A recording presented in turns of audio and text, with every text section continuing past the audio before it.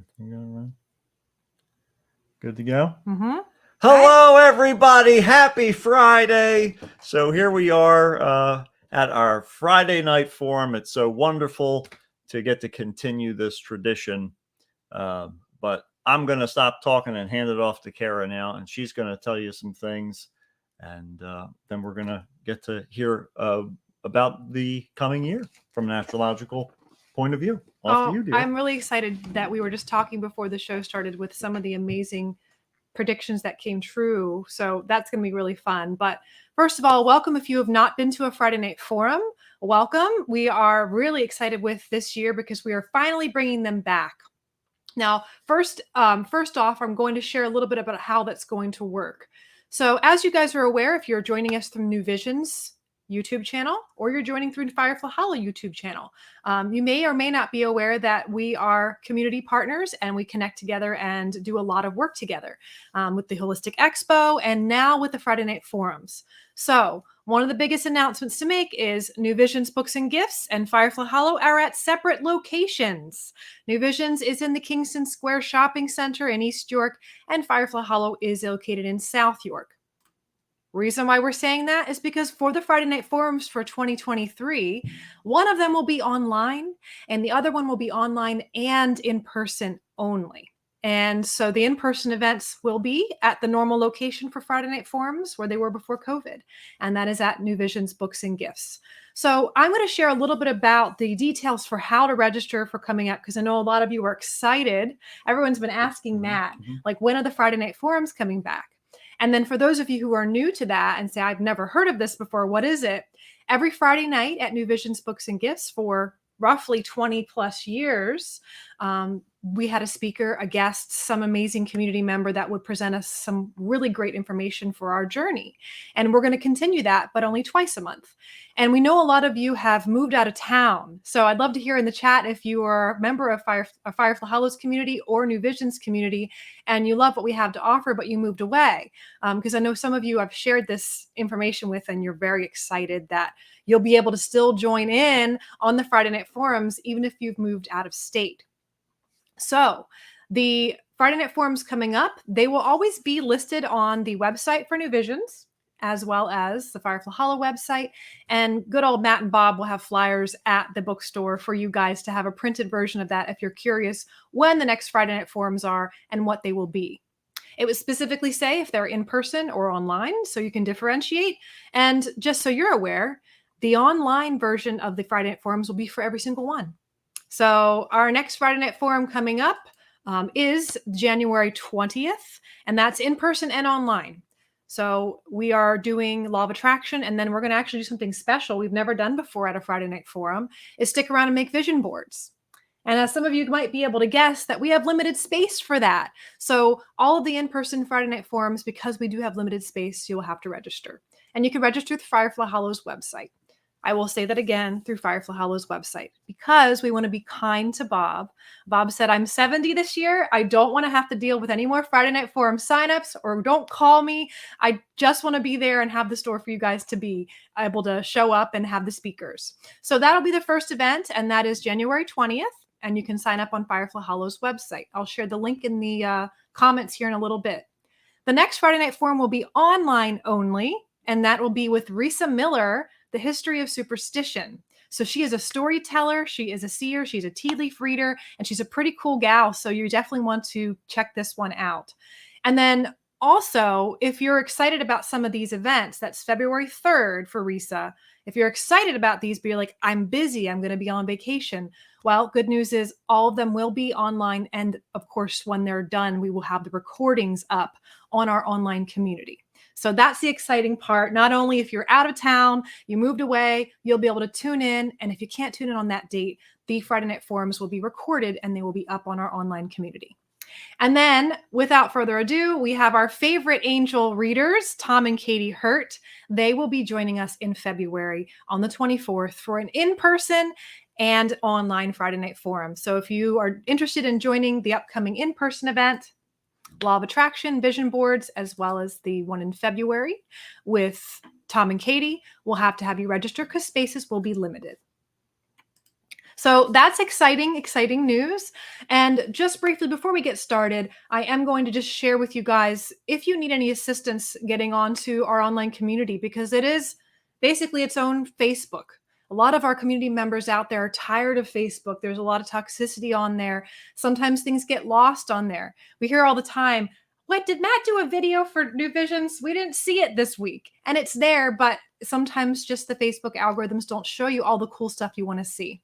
So we kicked off our online community hub this Saturday or Sunday on the 1st of January. And we have an amazing group of people that are loving it, especially if you have friends or family out there that maybe you're hesitant to post or share some things about the topics you're into because you don't want to upset people or get into some sort of altercation, or you're tired of looking at the debates on there. We have a community on there that is, we're just feeling safe. A lot of the community members were sharing how amazing it is to have a place where we're with like-minded people that want to uplift each other. So I'm going to share a little bit about that community, and I'll share the link for how to get on there. You'll get an email through New Visions and Firefly with that information. But just want to make sure if you guys are after this going, how do I watch the recording of Pat? Well, this one will be on YouTube. Easy peasy squeezy, lemon squeezy, Matt always says. It'll be up here on YouTube. You can watch it and watch it again and again. But any other Friday Night Forum from here on out will be up on the platform for the community. So I'll do a quick screen share and share with you guys of what that looks like. And then we'll go into what you guys all are waiting for.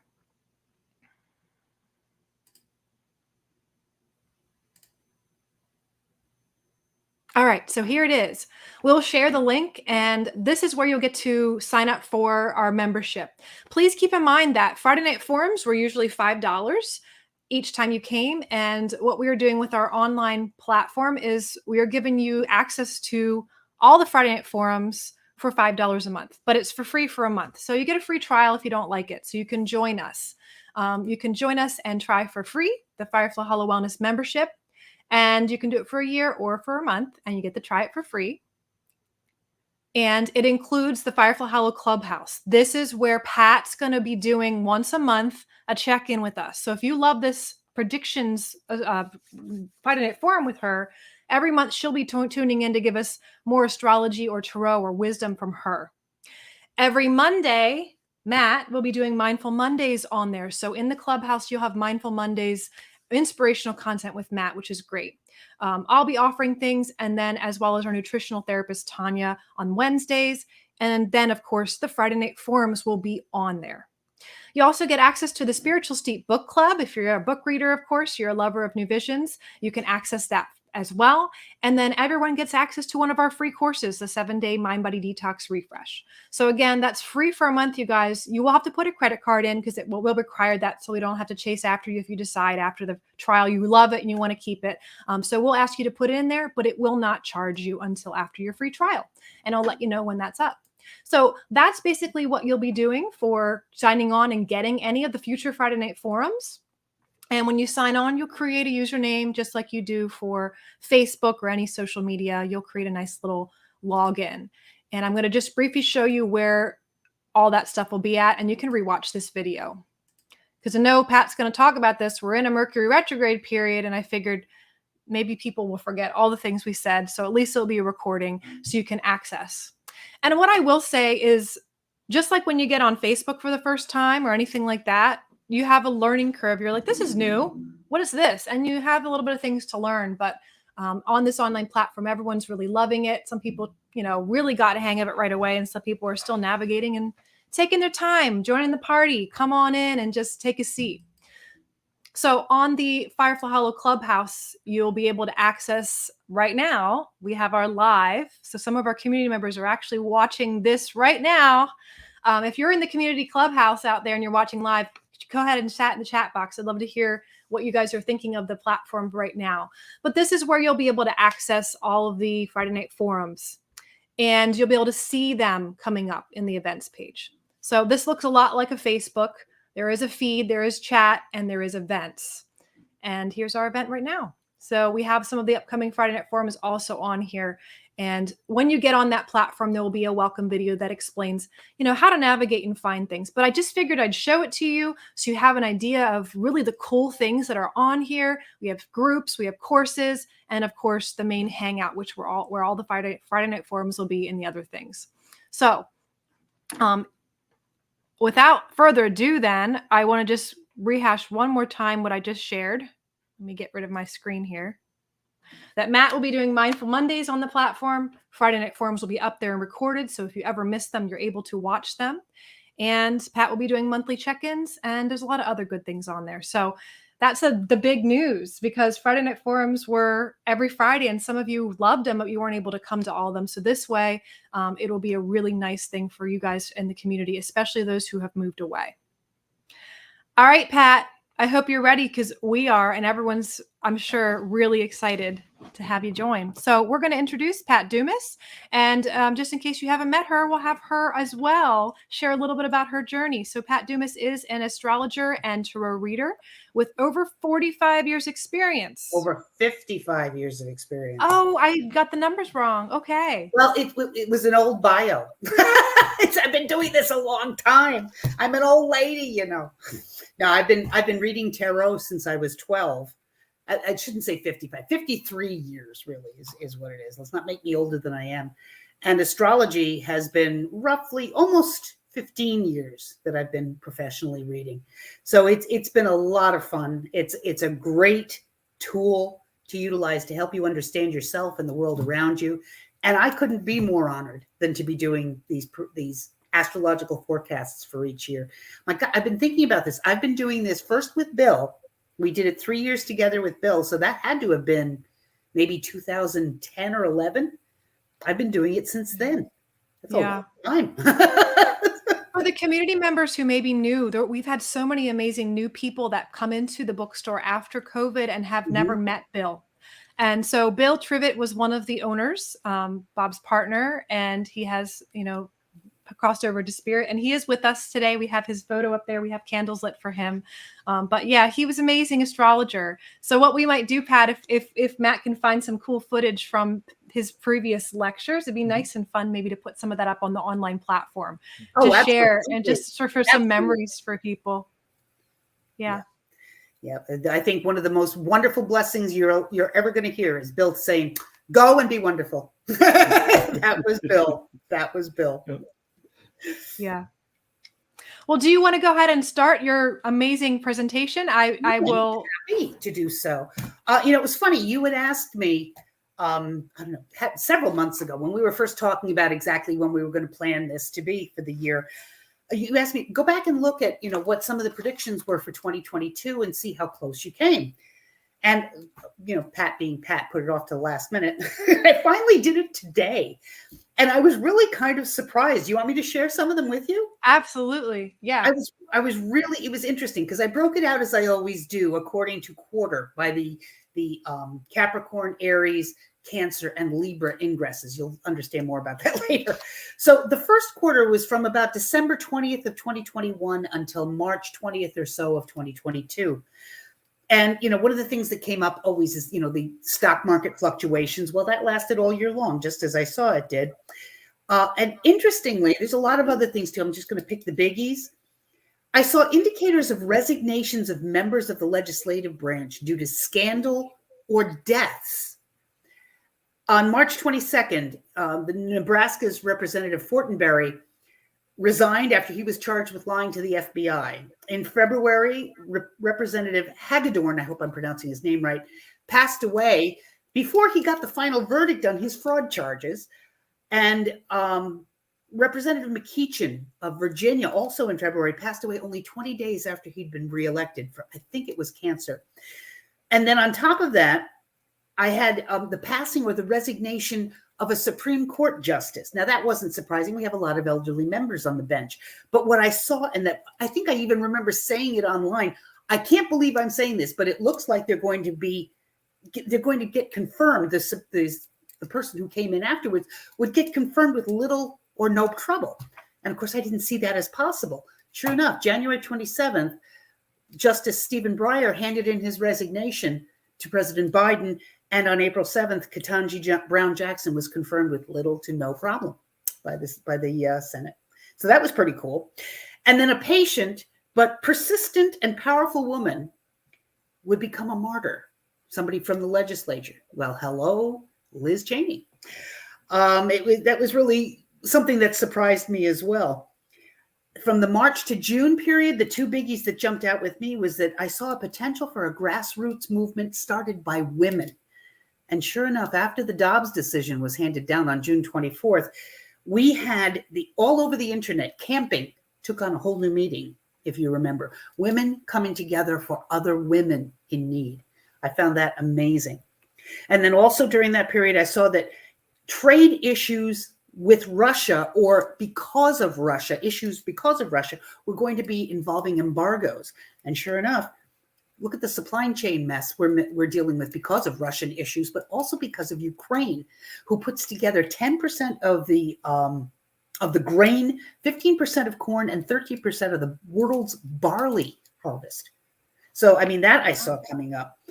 And then in the June through December period, I saw that the country's history, the country's health was going to be impacted again. That's when a lot of the variants for COVID came out again.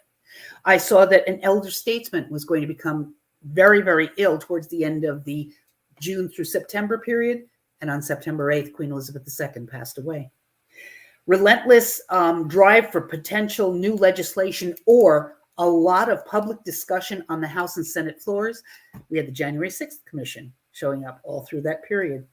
Strong potential for scientific breakthroughs. And there were several that came up as a result of the research that was done for the COVID vaccine. But one that my husband reminded me of that I'd completely forgotten about was fusion energy. Fusion energy for the first time had a breakthrough where they were able to use less energy to create than the outcome of energy that resulted. So that's the beginnings of some major energy breakthroughs for us. And then finally, one that I thought was just fun. I said that the travel industry was going to enjoy an upswing. And sure enough, the Thanksgiving Day 2022, that whole weekend had more activity than before COVID hit. So wow, definitely had the upswing again. So those were just some of the biggies that jumped out at me, but it surprised me. I'll be honest with you. So if you're ready, shall we go ahead and start sharing? Yeah, absolutely. I'm ready. And if you need us, please let us know. I'm going to pull up your slideshow. Perfect. And if you need us, we will be back in the background. All righty. And there we are. Can you see that on the screen? All righty. So we have at this point, this is our astrology forecast for 2023. To give you a little bit of background, usually I put together some kind of a handout that I make available. Timing was a little bit tight this time. It will be available, but not until tomorrow. I'll be able to put that up after I've had a chance to proofread it and make sure that I've gotten all of the glitches out, all the misspellings. And that will go up on the platform that Kara was telling you about a little bit earlier. Tonight, the structure of our talk is going to be talking about what have we seen, and we did basically do that with looking at what was going on in 2022. We'll start then by looking at what are the big transits of the year? What are the big activities with the planets over the course of this year? We'll look at the eclipses, the retrograde cycles for this year as we usually do.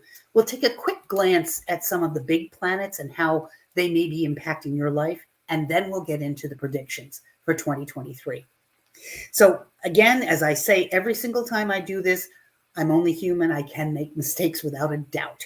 So, just know that I'm not looking at these charts from any political standpoint. I'm looking at them from an astrological standpoint. So if I talk about, like the party in power, I mean the ones that are literally in power. For example, for the White House, it happens to be the Democrats right now.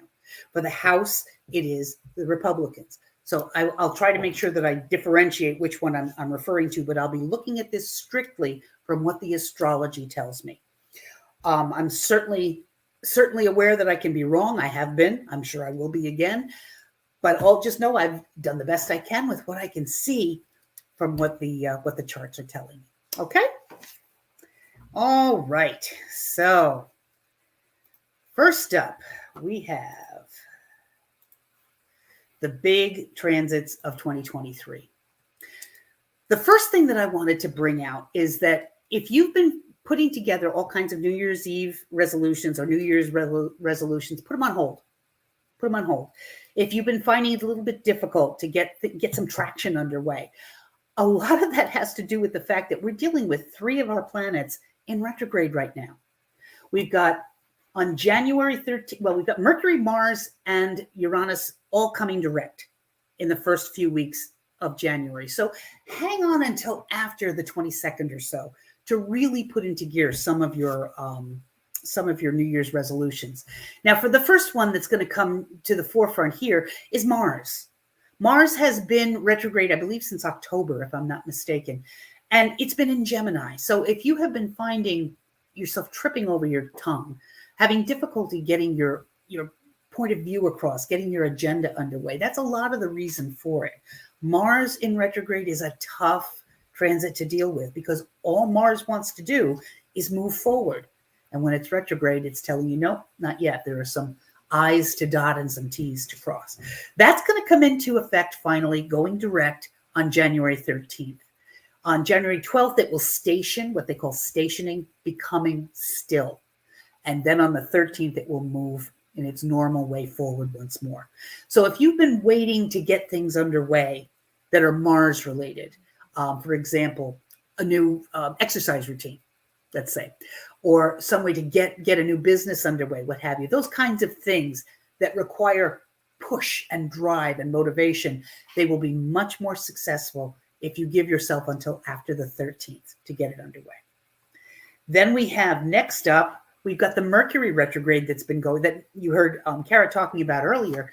That's been underway for a while. It will come to a conclusion on the 19th. And once again, Mercury will then be headed in the right direction. Thinking, communicating, gathering and disseminating data, all of these things, technology.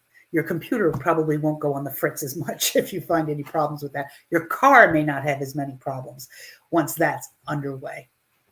And then we have here finally Uranus, which has been in its retrograde for several months now. That will come into direct motion on January 23rd. And that's where your freedom to be yourself, your freedom to be able to utilize your concepts of identity and individuality will once again come into an easier flow after that period of date. So I would say, the smart plan for you for all of January is to plan on being flexible. Let things unfold rather than trying to force issues, because there's still shadow periods to deal with. And we'll talk about that a little bit more when I talk about the retrograde cycles. So give yourself some slack and allow things to unfold until at least the end of January. And then finally, we've got, the other thing to think about, let me go back one here. When you're talking about all 3 of these, if you know on your chart where each of these rests, for example, for Mercury, it was resting up here. Oops, back up 2 more. Mercury was resting at 8 degrees of Capricorn. Where is that in your chart? What house does that rest in your chart? For Mars, it went retrograde at 12 degrees, if I'm not mistaken, of Gemini. And then we have here that we have Uranus will be coming direct at 14 degrees of Taurus. If you can look on your own birth chart and see what house each of those hot spots rest in, it can give you some idea on where you can expect the changes to really come into effect. Now, one of the things that I wanted to do is to try to give an example of that. Let's say somebody has all of these 3 planets in active positions here. Somebody who has Mars in the 12th house, Mercury in the 8th house, Uranus in the 3rd, and all of these things got activated. A great resolution could be for them. Mars in the 12th talks about having a difficulty accessing your own healthy anger, being able to express anger in a healthy way. So you could talk about getting some help, Mercury communication, in learning some anger management skills to better forward your own agenda, Uranus. This allows all 3 of those planets' energies to work in your favor instead of you working like a salmon swimming uphill. So getting an idea of where each of these planets rest in your own chart can be quite helpful. In February, these are some intense times. It's quite unusual to see two of the big five outer planets. Well, Jupiter's not as big. It only takes a year to go around. But Saturn, Uranus, Neptune, and Pluto. When you get two of those planets changing sign in as close together as we have right now, that means we have two of those big planets being in a very, very powerful degree close to the same time. It's called the anaretic degree. 29 degrees of any sign is called the anaretic degree. And what it simply means is that sign's energies are on steroids, is basically what it is. So here, the first one that's going to come to fruition on February 11th, we've got Pluto up here. Pluto is going to be at 29 degrees beginning February 11th. Think of everything that Pluto represents. Transformation. All the ways we can understand what power means in our lives. Power exerted on us and our own power being exerted. Betrayal and trust issues. Those three alone, imagine those in incredibly powerful mode in your life. Let's say that you happen to have Pluto in your chart resting in the 4th house. Well, you can depend on there being some family drama going on with Pluto in anaretic degree, because the 4th house talks about tribe, my family, my home.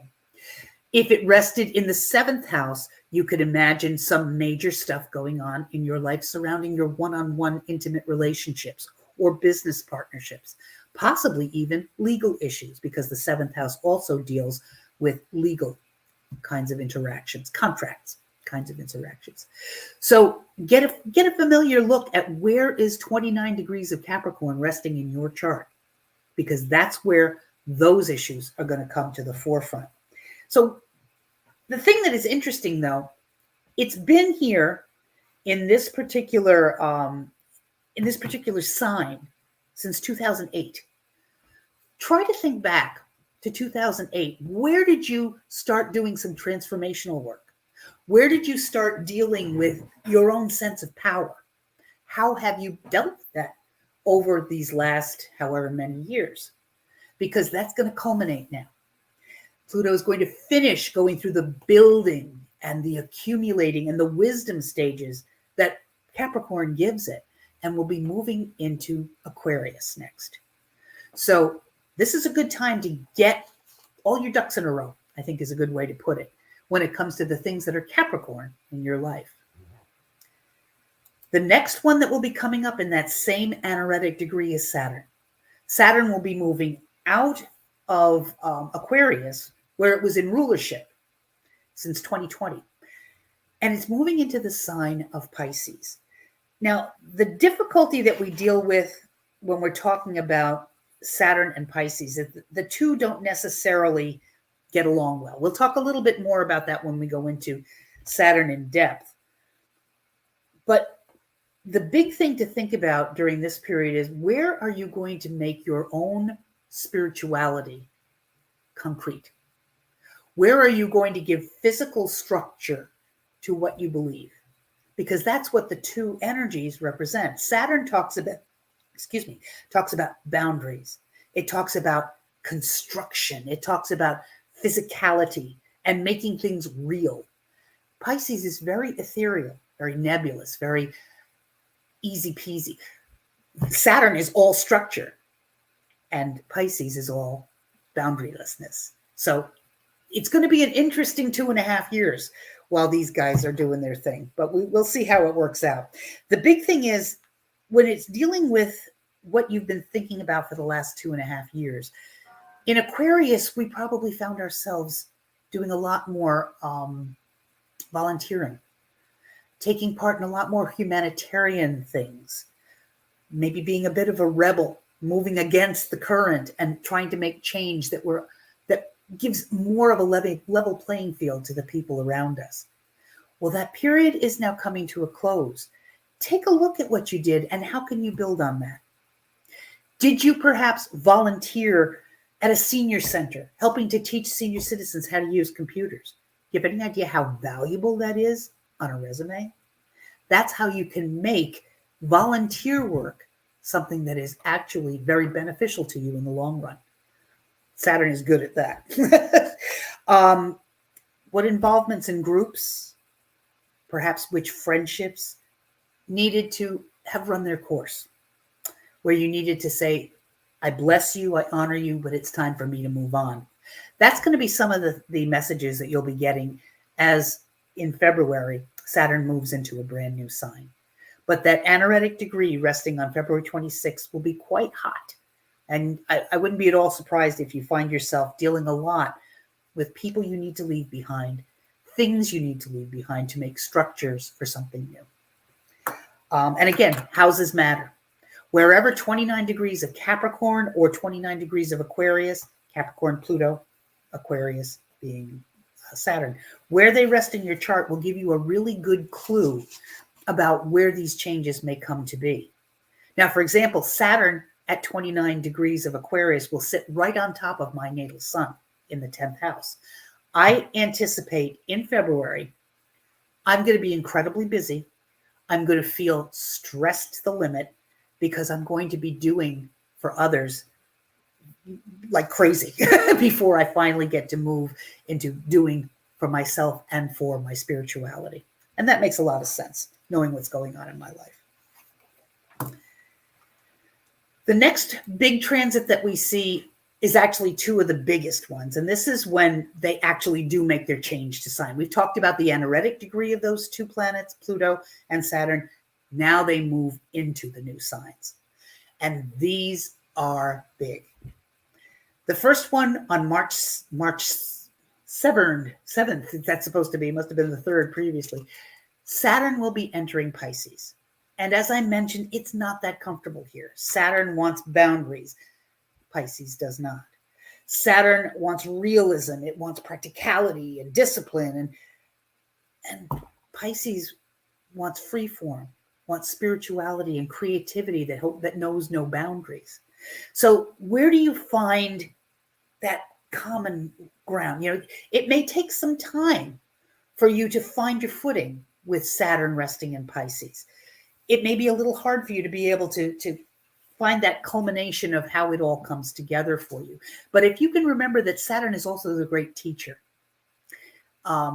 it's also been called the great taskmaster, then you may realize the opportunities that you have for learning about your own spirituality, for learning about your own creativity, giving you an option instead of talking about, gee, I'd like to get back to painting, taking that class and making it a reality. That's a big secret that is the biggest gift of Saturn in Pisces. Pisces is the dreamer. Saturn can take that dream you had and make it real. It can make your wildest, most beautiful dreams a reality if you give it the chance to do so. The next one, Pluto, coming into its new sign of Aquarius. Think about those two planets. That will be on March 24th. Aquarius is all about intellect. It's all about the concept of progress, technology, taking us into the future. And Pluto talks all about transformation.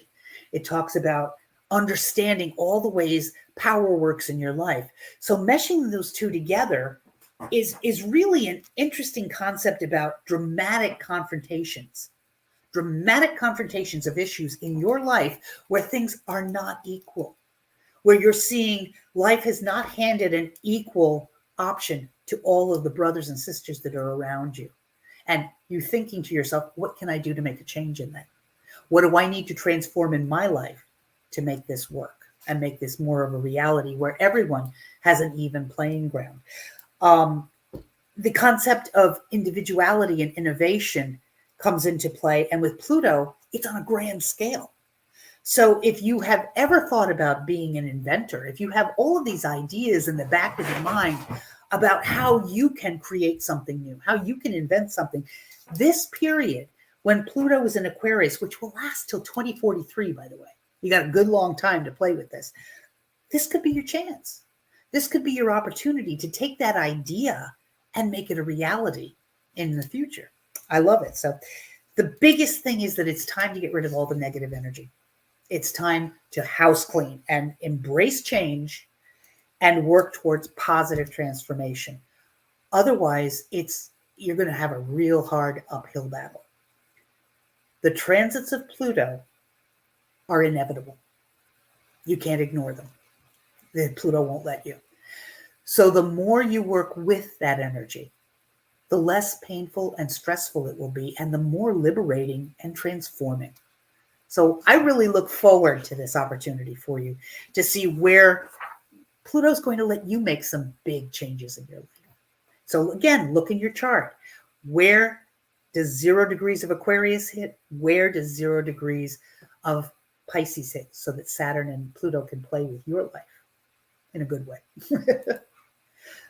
The next big transit comes on April 20th, and this is the first of the 2 rounds of eclipses for this year. We'll talk a little bit more about this when we get into the predictions, but this particular one is an Aries solar eclipse, and as we talked about the 29th degree being the anaretic degree, sure enough, this is a biggie. This April 20th Aries solar eclipse is at 29 degrees, 50 minutes of Aries. And the thing that is, I don't want to say disconcerting, let's say it could be more dramatic than usual. It's also making an exact square within a degree to Pluto at 0 degrees of Aquarius.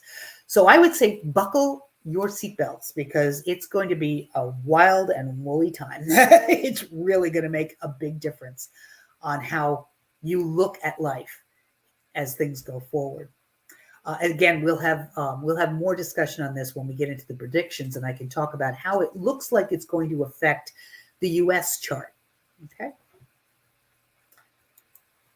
On May 16th, this is when Jupiter will make its change into Taurus. Now, it's not as earth-shattering a change as some of the other planets because Jupiter changes signs about once a year.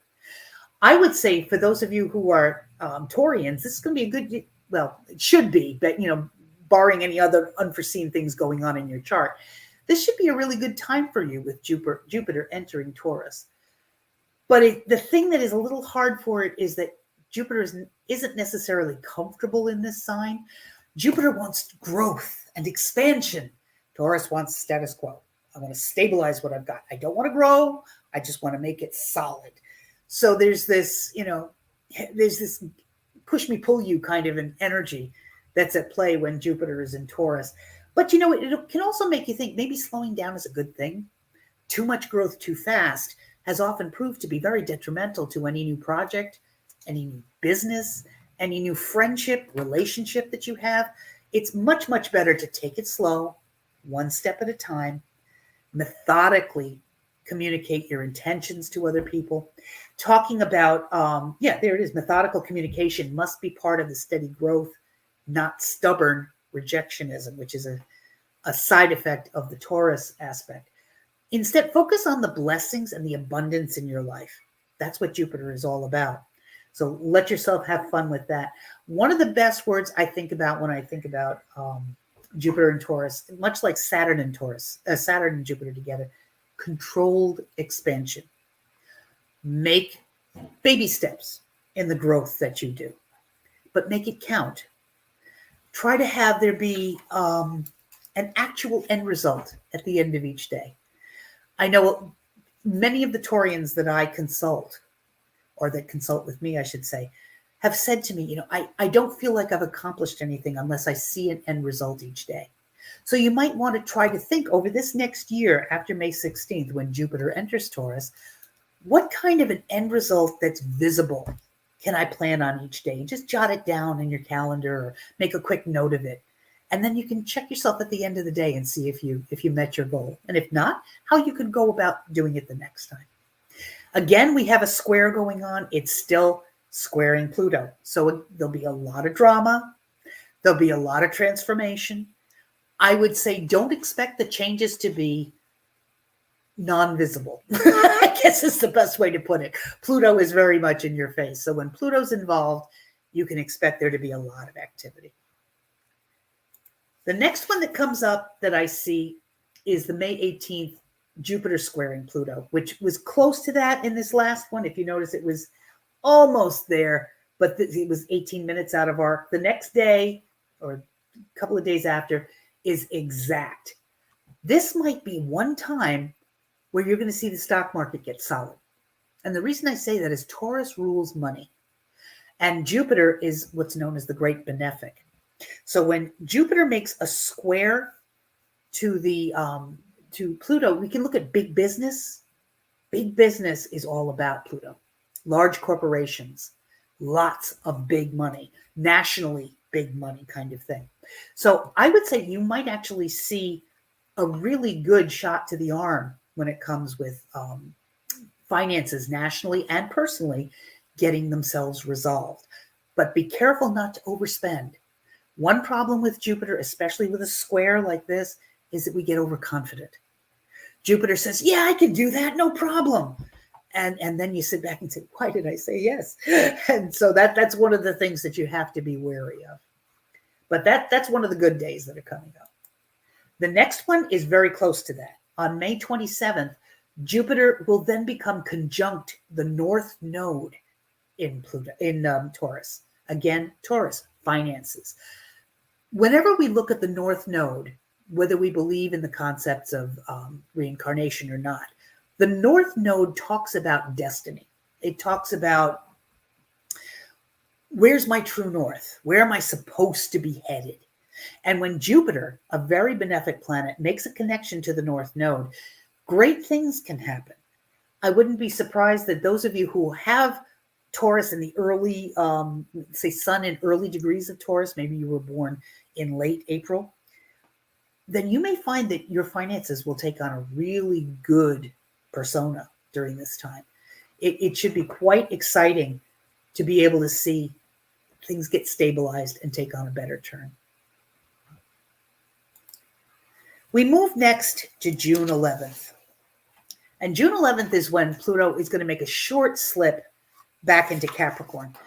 The weird thing about Pluto, the way its orbit works, is that it's not a circle like the other planets for the most part. Not all of them are. Venus makes a pentagram-shaped orbit. But when Pluto is elliptical, and it will go faster through some signs than it does through others. At this point, we've got Pluto slipping back out of Capricorn through a retrograde motion. And it will be here until November of 2024. So this is your second chance. We had a taste of what it'll feel in Aquarius, then it slides back and say, okay, now get your ducks in a row. Get your building done. Get your consolidation finished. Get your all the practical things you want to do. Get them taken care of. Finish up the Pluto in Capricorn period so that you can now burst fresh on the screen in 2024 when it moves forever, well, for the next 30 some odd years, into Aquarius. Start to look at where things got changed too. Think about how government has changed since 2008. Think about how the law and our legal system has changed, how big business has changed. So much now is more, think about crypto. That was that's a new type of currency, if I'm not mistaken. Somebody correct me if I'm wrong, but I don't believe that really came into common usage until after 2008. So there's a lot of big things that have come to fruition thanks to Pluto coming into Capricorn.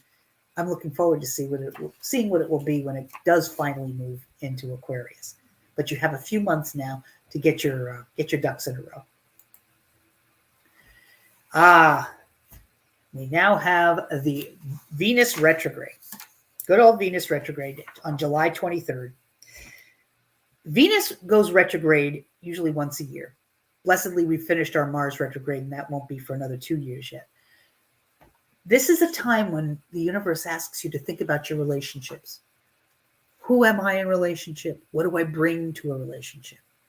Do I lose myself when I come into a relationship? It's really a good way for you to examine how you network and merge with others.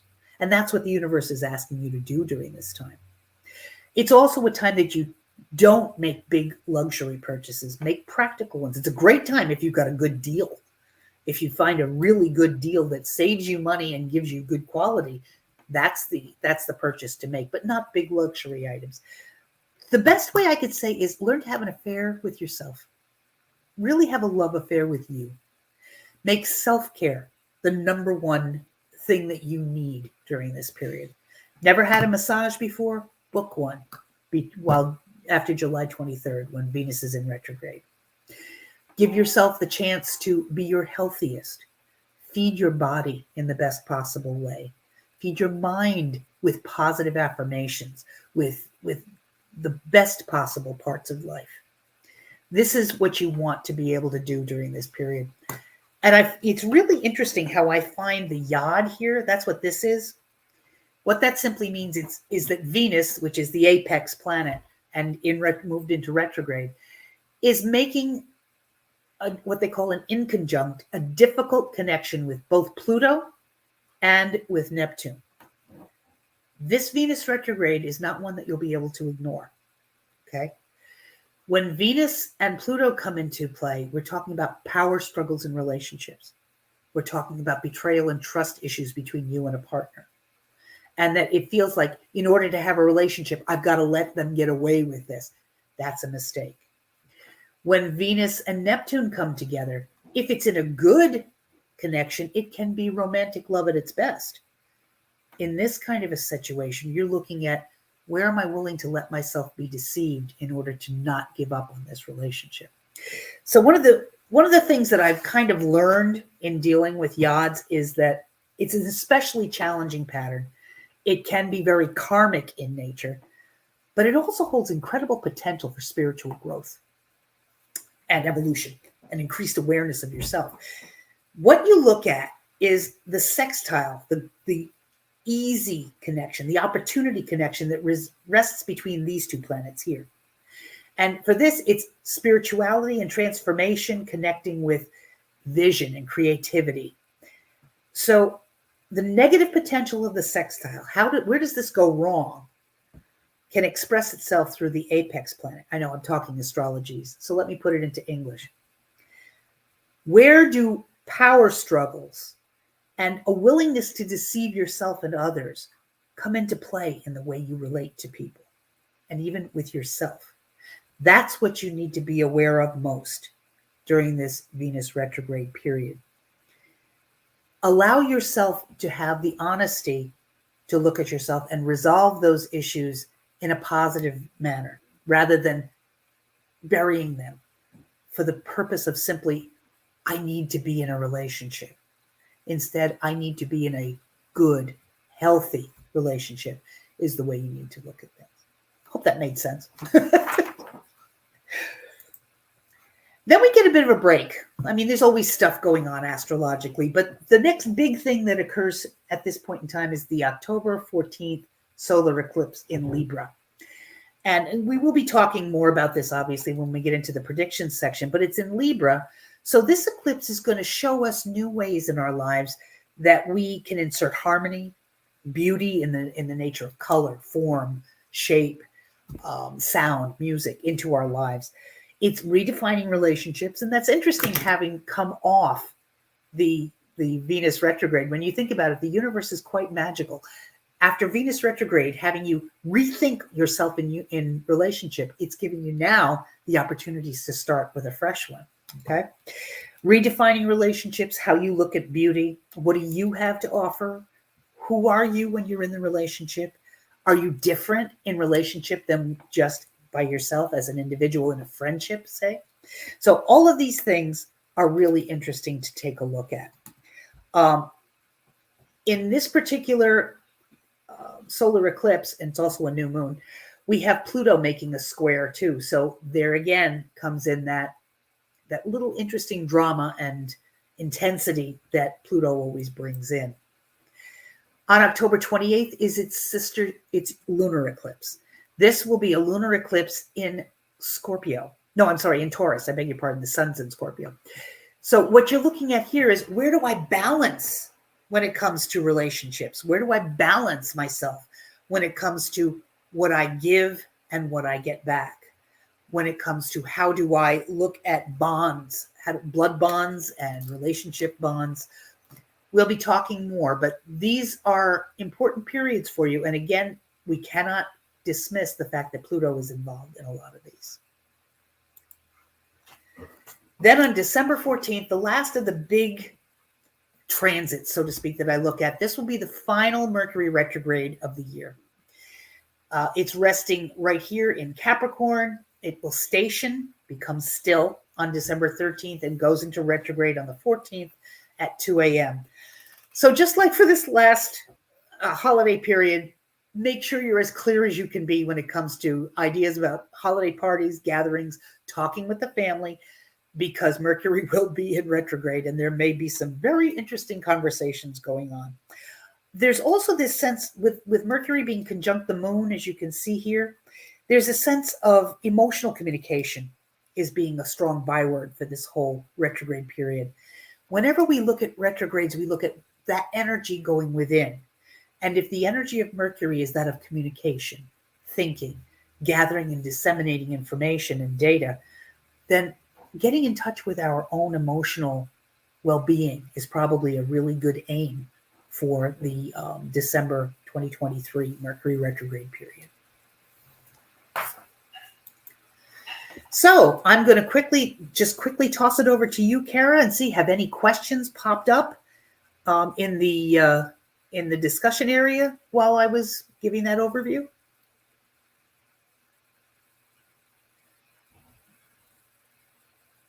I guess not. Okay. Well, let's check it out. Let's check it out. See if I have anybody questions. Yeah. I know sometimes there's a lag with online stuff, but all our favorite people are here and some new people. Welcome all the newbies. And we do have a happy full moon too from Rebecca. Yes. It's a full moon tonight. It is.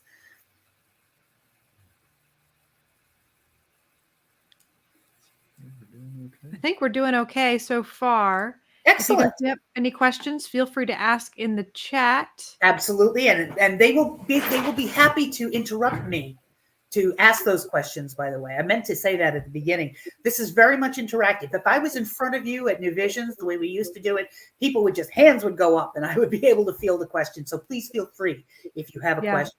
Go ahead. Yes, Jenna, we're hot and we're cold. I'm bundled up, and he's in a t-shirt. She says. There's a question from Kat. Again, we might be going into this with the predictions here. Thoughts on humanity's shift in consciousness. Will there be a mass raising of consciousness? Is a question. I had hoped for that last year. If you remember at the end of last year's prediction talk, I talked about that with Neptune and Pisces, especially, and Jupiter and Neptune having their conjunction. I wouldn't be at all surprised if you take a look at the people around you. You're having a lot more of these spiritual discussions than you used to, aren't you? I think for those who are open to it, yes, I think there's been a raising. For others, not so much. I would have loved it to have been more widespread, but let's be realistic. This is the world. And not everybody is on the same vibrational level. It's going to take time for others to come up and join the light workers. And I hope they do. The energy's there to help them. And our job is to try to meet them at their level as much as we can and bring them up with us. Good question. Yeah. Good question. Yeah, good question. Yeah. And non-judgmental about where people are. I think there's a judgment of there's a level, there's a finish line, and you're not on this level, and then creates more separation and versus everyone's exactly where they need to be. Yeah. Lorraine asked if you're going to be doing any readings at the shop this year. So at New Vision. Open houses? Yes, at New Vision. There for open houses. Yep. It's done 5 times a year. And as far as I know, God willing and the creek don't rise, I will be there for them. Yes. Yeah. Lorraine, I'd be happy to share. I'll share in the chat here once we get her back going. I'll go and get the Friday Night Forum dates. I'm sorry, the dates for the open houses. Open houses, we have those. And of course, I do readings also at Firefly Hollow. So. Yep. Yeah, if anyone would like to schedule, we don't do online scheduling for astrology charts for Pat because you need extra time to do that. So if you do want to schedule those, I'll put that information too for everybody if everyone's interested in scheduling. Perfect. Perfect. All right. All right, then let's move on. 2023 eclipses. And aren't you all proud of me? I actually I checked the dates. These are right for a change. So the first one, as we talked about, that was a solar hybrid eclipse at 29 degrees of Aquarius at 12:14 a.m. The next one is May 5th, and apples simply means visible to the naked eye. Okay, so an apples lunar eclipse at 14 degrees of Scorpio, that'll be at 1:34 p.m. On October 14th is the solar annular eclipse, again visible to the eye at 21 degrees of Libra. And then the last one is October 28th, a partial lunar eclipse at 11 degrees of Taurus. So you see, we have two different families going on here. We've got the Aries Libra group they're opposite each other in the horizon, and then Scorpio and Taurus, which are opposite each other on the horoscope. We will, again, when I say we discuss more, I'll talk about how they're going to be affecting the national overlook. But for right now, the thing to be aware of is we've got two sets of eclipse themes. We've got the Aries Libra. Aries is all entrepreneurial energy, the go-getter, the all ego, as opposed to being merged in relationship. Personal goals. The Aries wants what I want. And then the Libra is all about group wins. Now, bear in mind, I'm saying that on a general standpoint. I'm not meaning that every single Aries that walks this earth is a selfish twat. That's not what I mean. Okay, so self-care is very important to an Arian because they get it. They understand that they need to be healthy and strong in order to move on and be able to help other people. Libras are notorious for taking care of everybody else and not taking care of themselves. So these balances are really important to pay attention to when we're talking about the energies of the eclipses. So the Aries and Libra eclipses dealt with these. The Taurus and Scorpio eclipses are dealing with this kind of a balance. The concept of Taurian sensual, literally tactile, senses kind of energy. Scorpio is all about sexual and procreative energy. Money, literally, and power. For some, money is power. For some, power is like an actual, what's the word I'm looking for? Resource. Look at that going on today in the house, on the house floor. Fertility and creation is what Taurus deals with. Death and regeneration, Scorpio deals with. Now, Scorpio is also akin to death or birth, but it's the concept of regeneration, transformation.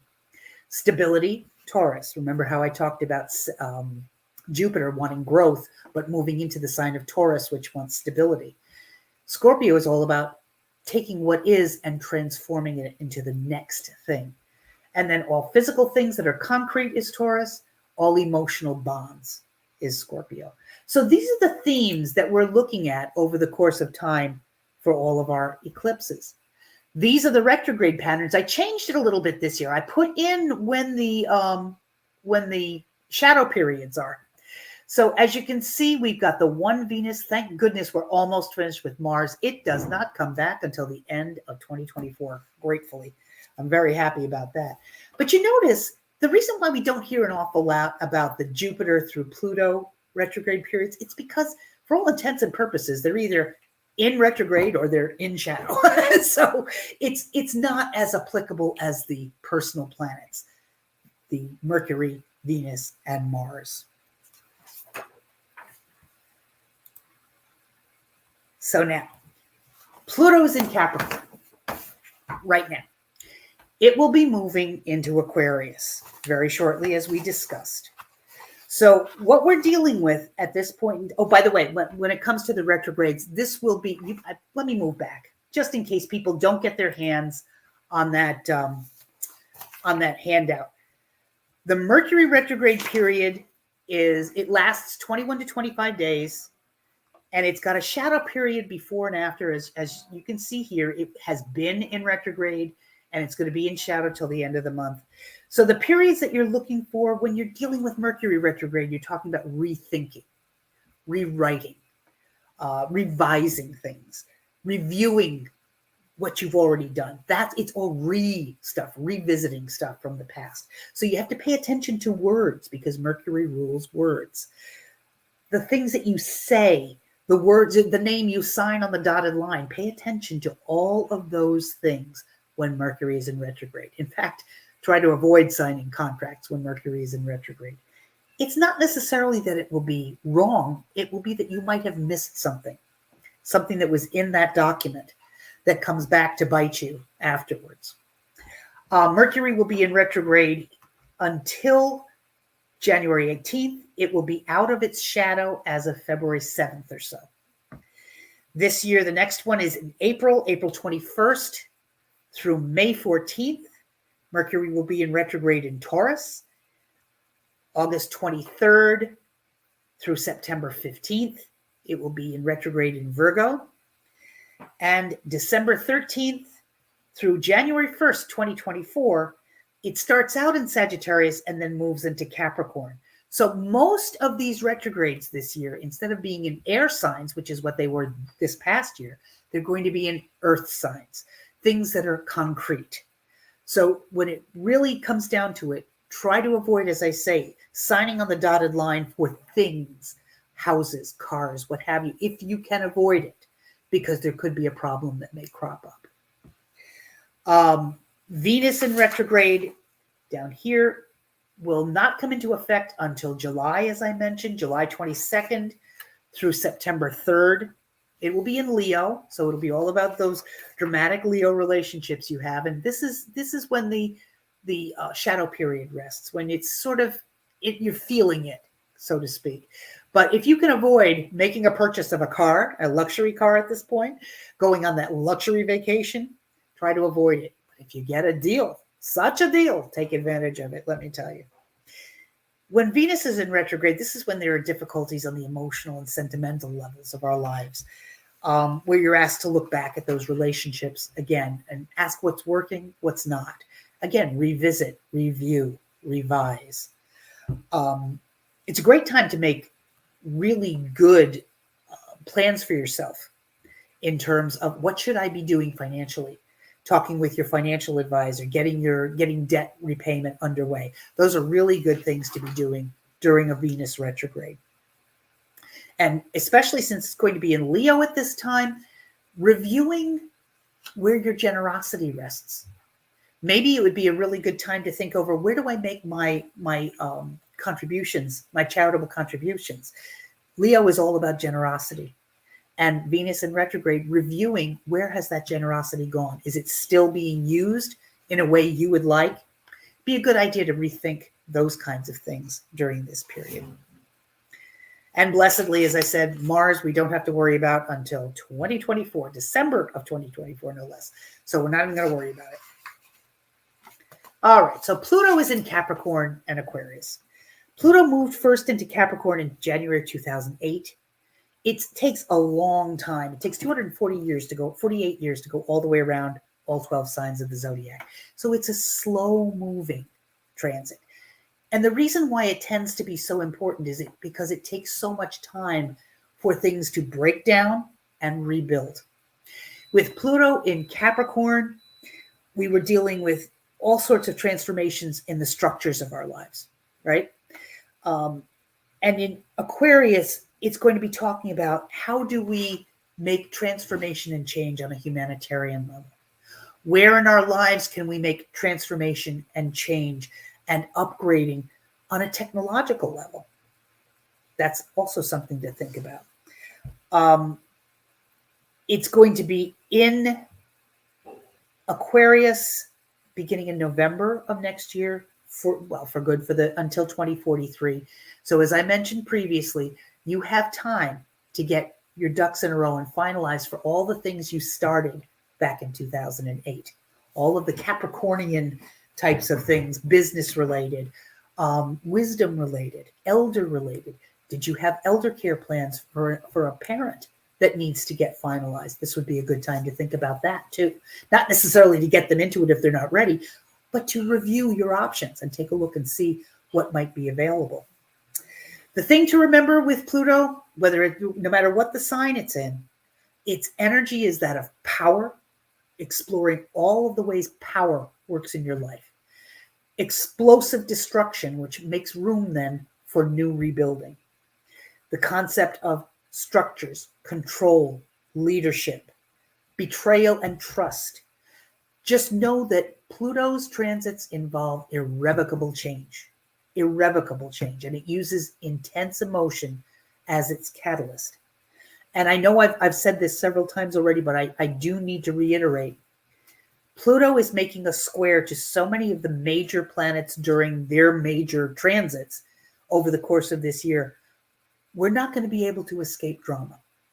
The best way we can approach it is by trying to be flexible, taking each day one day at a time, and measuring, is this the ground I want to die on? Is this the field that I want to lay down my sword and say I'm finished? Or do I want to come back another day and work on this? Give yourself room to have some emotions this year because they're going to be inevitable. Allow yourself that freedom to have emotional outpouring.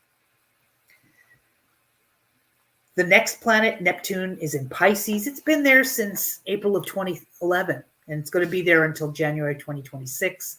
And it's in its own sign. It's very happy there. Neptune loves being in Pisces. It loves being boundaryless. It loves the freshness of incredible creativity, the joy of almost a bliss, like a creative bliss of connecting with whatever it is you feel is your deity, your higher power when you're in meditation. Those are the amazing things that you can accomplish while Neptune is in Pisces, making connections on that deep a level. It deals with creativity, spirituality, the coming to light of secrets sometimes is a side effect. It's the concept of endless flow, of no boundaries whatsoever, no blockages. As opposed to Saturn, which wants to see where some things end and other things begin, which is why I said earlier Saturn finds it difficult to be moving into Pisces. It's the planet also of vagueness and confusion, not because it's trying to deliberately make a problem, but because it may be dissolving old structures to make way for new. So Neptune's energy, when you're going through a Neptune transit, it's deliberately breaking things down. It's like the erosion of water against stone. It's creating something new out of letting go of what was. So with a Neptune transit, it's not necessarily time to do anything. It's a time to feel everything. So if you're having a Neptune transit in your life, that's what's going on for you. The next planet along the line, the last of what Howard Sasportas, great astrologer, Howard Sasportas passed away in the 80s. He called the Uranus, Neptune, and Pluto planets the gods of change. And Uranus, if you think of Pluto's energy for change is that of a nuclear bomb, and Neptune's energy, that of the erosion of water, then Uranus is like a lightning bolt. It's that sudden, unexpected change that comes through. It's been resting in Taurus, which is not its most comfortable position because, again, Taurus likes stability. Taurus likes to know what's happening, and Uranus just says, oh, well, whatever's happening, So it's our freedom urge, our individuality. It talks about swift, unexpected change. It's talking about societal patterns and change and the concept of freedom for every individual. So I would think that when you're dealing with Uranus in Taurus in your chart, you're talking about where have all the changes in your life come when it comes to the major structures of society. Uranus moved into Taurus in 2019. It will be here until 2026. How has our freedom and our lives changed in the last 3 to 4 years?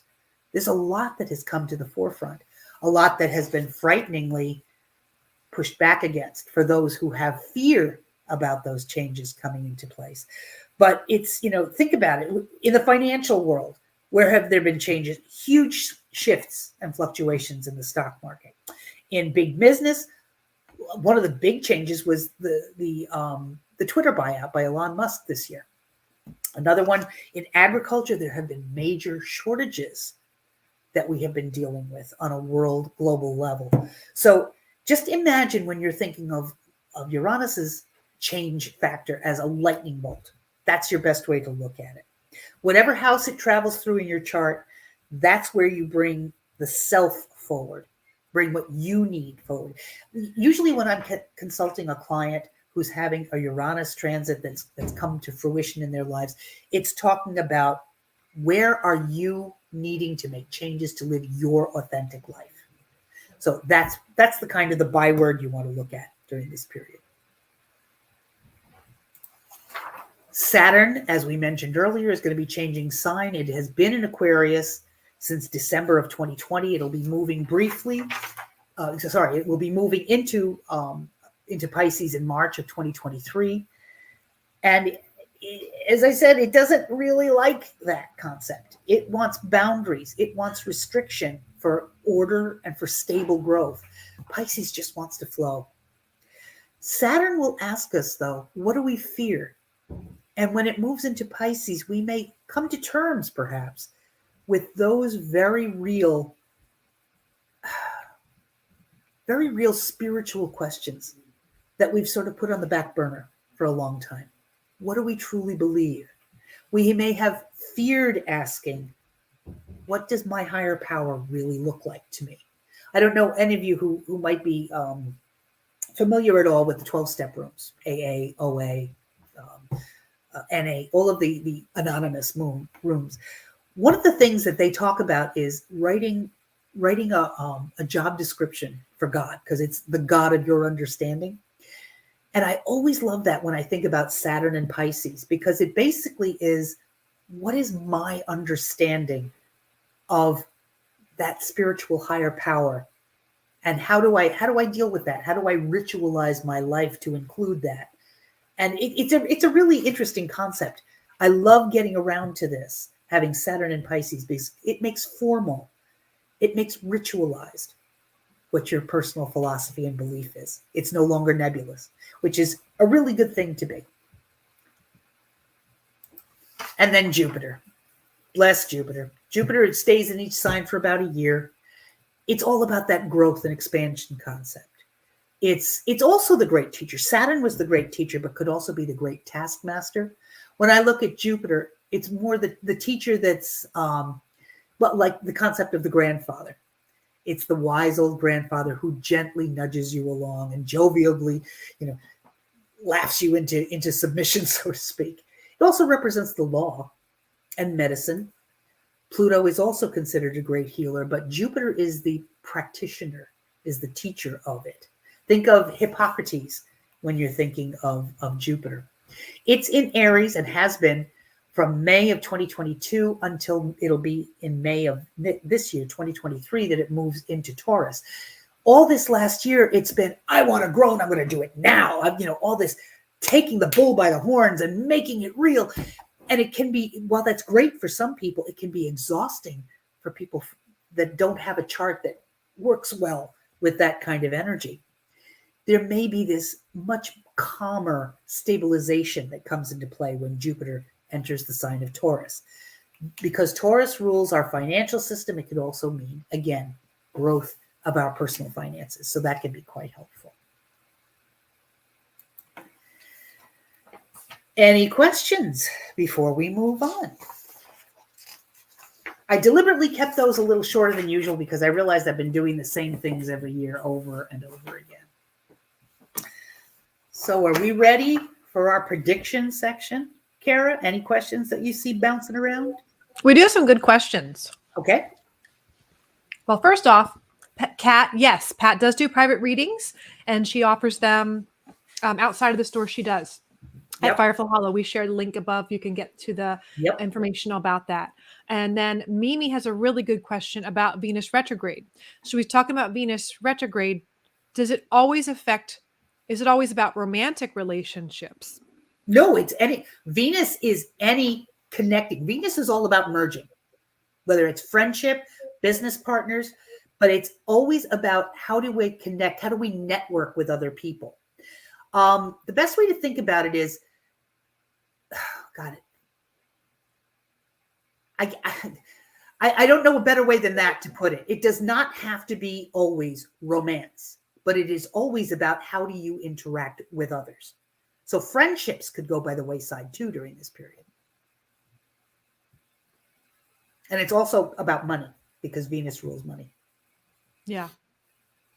I have a question about Uranus in Taurus. I remember when you predicted the change of Uranus moving into Taurus from Aries years back now. We're going to be in that, you said, till 2024. I'm just curious, because it's such a big thing as far as individuality expression, what would it look like for Gemini when it moves into Gemini? An example of what that might look like. Just curious. I know it's jumping ahead. Let me think about that. Uranus is, of course, that personal drive. Gemini would mean to me, it would indicate, because for me, Uranus is like the higher vibration of Mercury, which rules Gemini. I think you're probably going to find breakthroughs in science and innovation and technology coming through at lightning speed. I think you may find incredible new ways to communicate. I wouldn't be at all surprised if we found some way, I think it's actually underway now, where thought can be turned into words. Matt will know that. Matt will know that better than my husband might know it too, where someone can have receptors.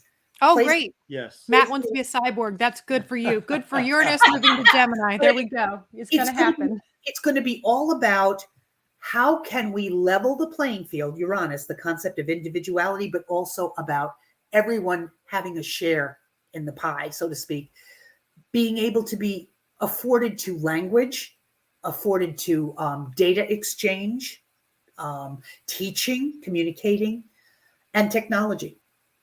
I mean, that's an off-the-cuff thing. I haven't looked into it, but that's what my gut tells me, Kara. Right. I like that what you said about the different devices that people are already wearing that are almost they're actually more robotic, but maybe more expressing your individuality. Is this is now a part of me, or that's just interesting. I'm just curious because Uranus is such an interesting planet and unique, and I'm just curious what that might look like. Thank you. Sure. Any other questions? I don't see any right now, unless I missed any. I apologize. All right. Well, then buckle your seatbelts. All right, here we go. All right. Predictions for 2023. The first thing I want to say, I know this has been a workout of a year. This has been quite a challenge for a lot of us. I'd love to be able to tell you the next year is going to be easy peasy. Life is a bowl of cherries and champagne and bubbles and all that. But think of what life was like in 1939, 1940. Think about what life might have been like in 1859 in this country, when we were on the verge of war. Both of those. Now, please don't get me wrong. I'm not saying we're on the verge of war. That's not what I mean. But I'm saying that there was a lot of tumult going on around us, and yet we survived them. We made it from point A to point B. Okay. What I'm going to be sharing with you are overall energies that are at play. But the most important thing I need to stress is that more than anything else, the most important thing is that how the next year plays itself out has so much to do with our own individual reactions to the energies at play. There are always the opportunities to take it to a higher level, a higher vibration. For those who can't get there, it may be harder for us to be able to pull them along, but we can always strive for that. Strive for the most positive expression of the energy at play. Okay? So let's start.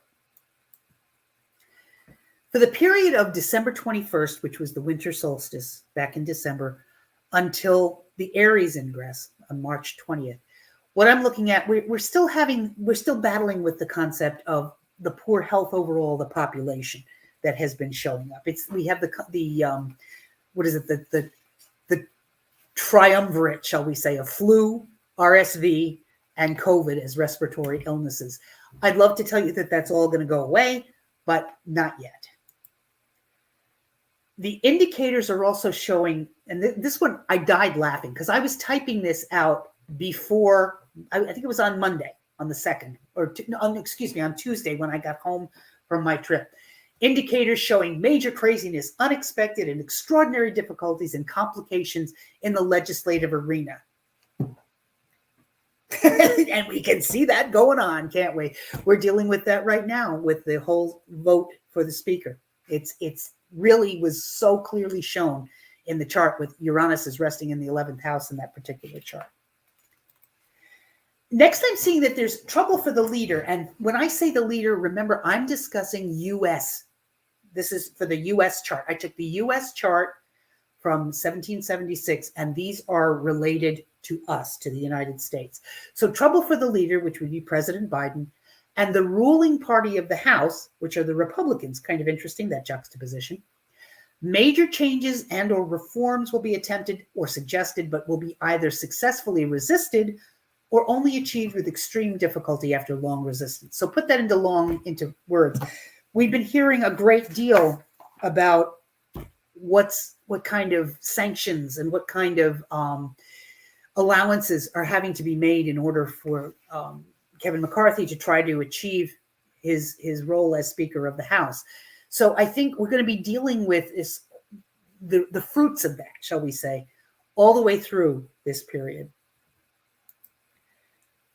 And interestingly, I'm seeing change in House leadership. Now, the first thing that struck me was, well, of course, this is when Nancy Pelosi will no longer be leader of the House, and it will turn over to the Republicans.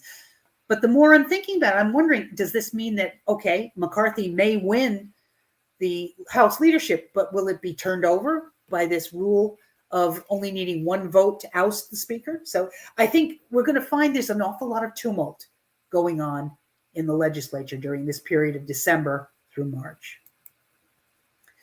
I do predict some promising change and development in our interactions with foreign powers, though.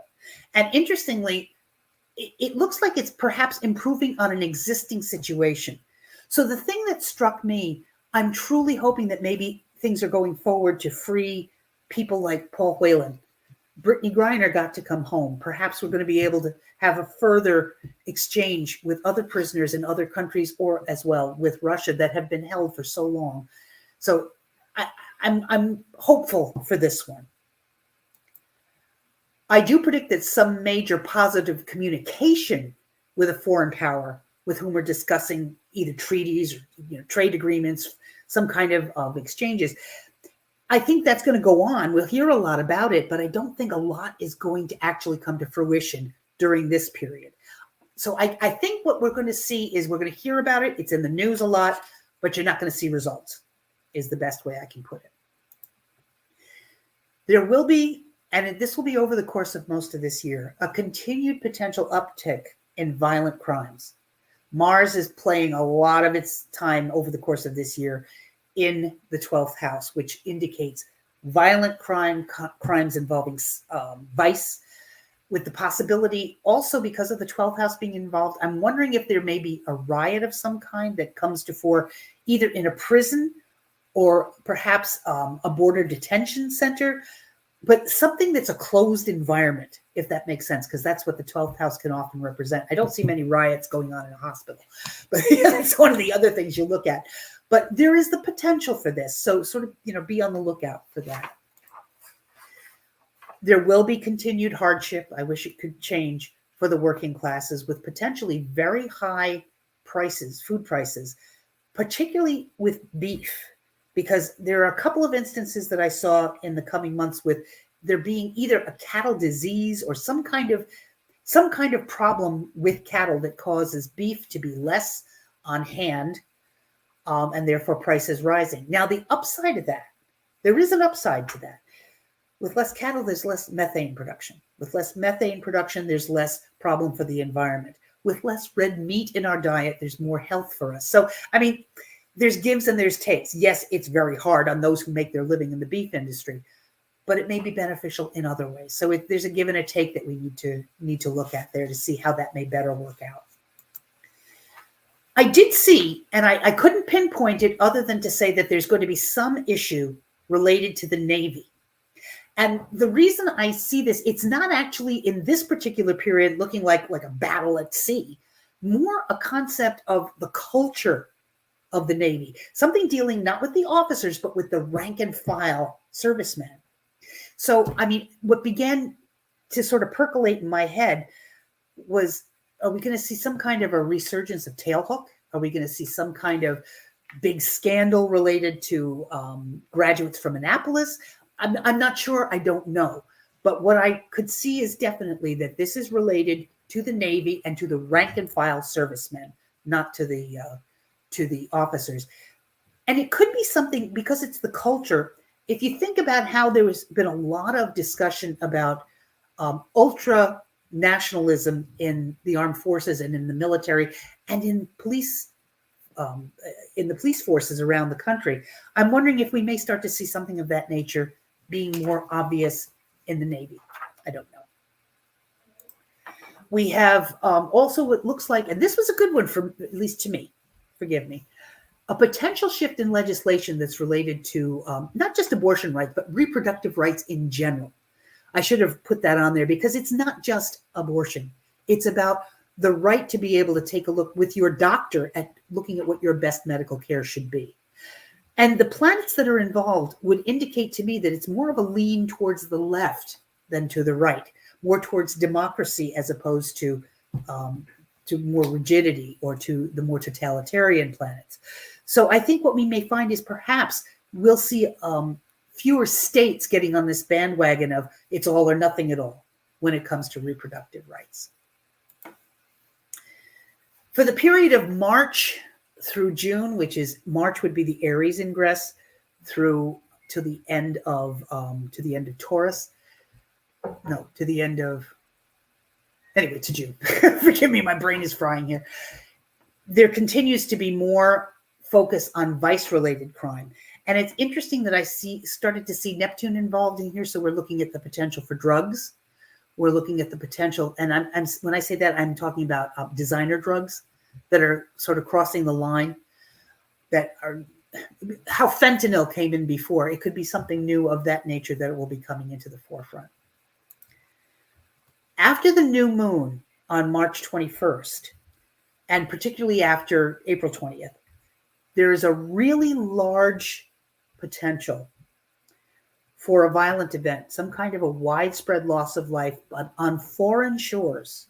Now, there was no specific indication of whether this was military related or if it was Americans who lived abroad, worked abroad, something of that nature. But I do know it looks like a large casualty event involving Americans on foreign shores. So I'm not sure at all what that's going to mean. We'll take a look at that. After that solar eclipse in April, this is when the Australian beef market, I think, is going to take a hit. The reason why I say Australia, this particular April 20th eclipse is visible in the South Pacific, Australia, Tanzania, all that area down there, or Tasmania, excuse me, not Tanzania, Tasmania. Interestingly, not New Zealand, so the New Zealand crop may be okay. But it looks like the beef market may take a great hit for that part of the world. Kobe beef comes to mind. How will that affect us, and how will it affect the supply chain globally? That will be a question. After the lunar eclipse in May, on May 5th, we may see those high prices and low availability of product extend itself to fruit and to olives from the European nations, the Mediterranean nations, because that's where that particular one is going to be seen. And also the particular Saros cycle of that particular eclipse talks about the destruction of the fruit and olive markets. Then also during this time, we can look for another upsurgence of illness in the Euro-Asian area. If you remember, that's where things started with COVID. I'm not saying that there's going to be a new COVID. I didn't see that. What I think that we may be dealing with is a new variant, or something that because we've been so careful and not exposing ourselves to so many things, anything that comes our way infects us. So I think we may find that it becomes problematic that we see another eruption of something in Europe and in Asia that causes health issues and makes us start to question our own public health rules. The president's favorability may rise during this period. He may, his favorability ratings may go up, but the legislature, the two houses of Congress are going to be in chaos. Nothing, I'm honest to God, I don't see anything getting done. Unexpected developments, delays, everything is going to require, bending over backwards to make things work. I'm very, this is the one area where I'm very concerned about being able to meet the needs of the American people through legislation, for the people to, the Congress to do the work they were sent there to do. I think you're going to be finding it's quite a bit of a clown show going on during that period. There is the potential for foreign conflict with any of the Pisces-ruled nations during this period of time. Those tend to rest in Northern Africa, in Southeast Asia, Mongolia, Ethiopia, not all of them. I was blessedly happy to see that North Korea was not one of these nations. They're actually ruled by Virgo, the opposite of Pisces. But there is the potential for some kind of conflict, short-lived, to be going on during that time. After June 18th's new moon, we could see the GOP, the party that is not in power in the White House right now, gaining some unexpected new ground politically, perhaps related to relaxing government controls over energy and how we create and work with energy in this country. Perhaps it could be blocking legislation that would make climate control better. It's hard to say. Or it could be the concept of not supporting legislation for alternative energy and instead leaning back onto fossil fuels, which might be good in the short run, but not good for the planet in the long run. So that's something to keep an eye on. There's also this gets even more pointed towards the end of the period, the idea of a large amount of sickness overseas, putting us here on our guard. We may start to see some new legislation or new rules coming through from the CDC about masking again, about being careful. Just be on the lookout for it. It could happen. The whole purpose is to help us be healthier, not to control you. It should not be a political thing. It will be a health issue, not a political issue. Okay. And this is also where the potential for that new illegal drug to be coming into our country may be finding its feet, so to speak. Popular democratic movements, and when I say democratic movements, I'm little d, not big D. I'm talking about movements that make a more level playing field, that try to equalize people's rights, whether it's issues of race, gender, whatever. These may face some major difficulties towards the end of this period, especially either being completely defeated in Congress or raising so much contention and so much anger that we actually start to see some upheaval, some rioting and unrest in the country. If you remember, it was during this period that we had a lot of the Black Lives Matter stuff coming up. The long hot summer is not just a phrase. It's a very real thing. And then there could be, this was interesting to me. There could be an uptick in weird, mysterious crimes, crimes that seem to have no foundation. And what came to mind to me was this whole thing just recently with the murders in Idaho. They're weird. They don't seem to have a rhyme or reason to them. I wouldn't be surprised if we see more things like that over the course of next year between March 20th and June 21st. Murders, poisonings, gas. This is Neptune-related stuff. And also vice-related crimes. There's the potential for another school shooting. I mean, we've had so many, but there is a potential for more. Sadly, this one appears, because of a Pluto connection, to have a very large casualty count. I want to be wrong on this one. So I'm hoping that that's something that I read the signs wrong for that one, but the potential is there. Between June and September, we're looking at a time that is, again, generally good for the leader, for President Biden overall. But scandal may come to the forefront related to him. And so this is when I think Hunter's laptop is going to take center stage. I think they're finally going to get their ducks in a row, and that will bounce out during this period of time. There's also, again, this continued worry about some kind of violence related to schools or location where children and or creativity is involved. The reason for that is there's a lot of fifth house involvement. The fifth house talks about children, young people, and the creative arts. So what's a little bit interesting here is it could indicate the violence could come to play in theaters. Remember Colorado, at amusement parks, at concerts. Remember Las Vegas. So I would say just be careful, be wise when you can, live your life, but just be aware that these things are possible during this period of time. That above mentioned violence is particularly noted between July 17th and August 16th. That's because of the new moon that was in play for that period. And it adds in additional targets. Could be federal buildings, banks, and or large institutions or corporations. Capricorn gets involved in that particular one. So this reminds me of the federal building bombing back in Tulsa, Oklahoma. Or excuse me, Oklahoma City. Was it Oklahoma City? I think it was Oklahoma City. The federal building that was attacked. There are worries going to be related to foreign affairs during this period of time, difficulty dealing with other foreign leaders, not necessarily outright war at all, but a depression in foreign trade, a slowdown in free trade going back and forth. And remember, I love that line from West Wing, free trade means less wars. So the more we can have trade with other countries, the better the chances are that we won't be shooting at them and they won't be shooting at us. So we need to deal with this concept of how do we continue to have good relations with other countries. This is an interesting one. There's in end of June, beginning of September, the potential for major health issues for women and children. I'm seeing a lot of the women and children stuff going on. Now, I'm not sure if this could be related to reproductive rights, if it could be related to vaccine issues.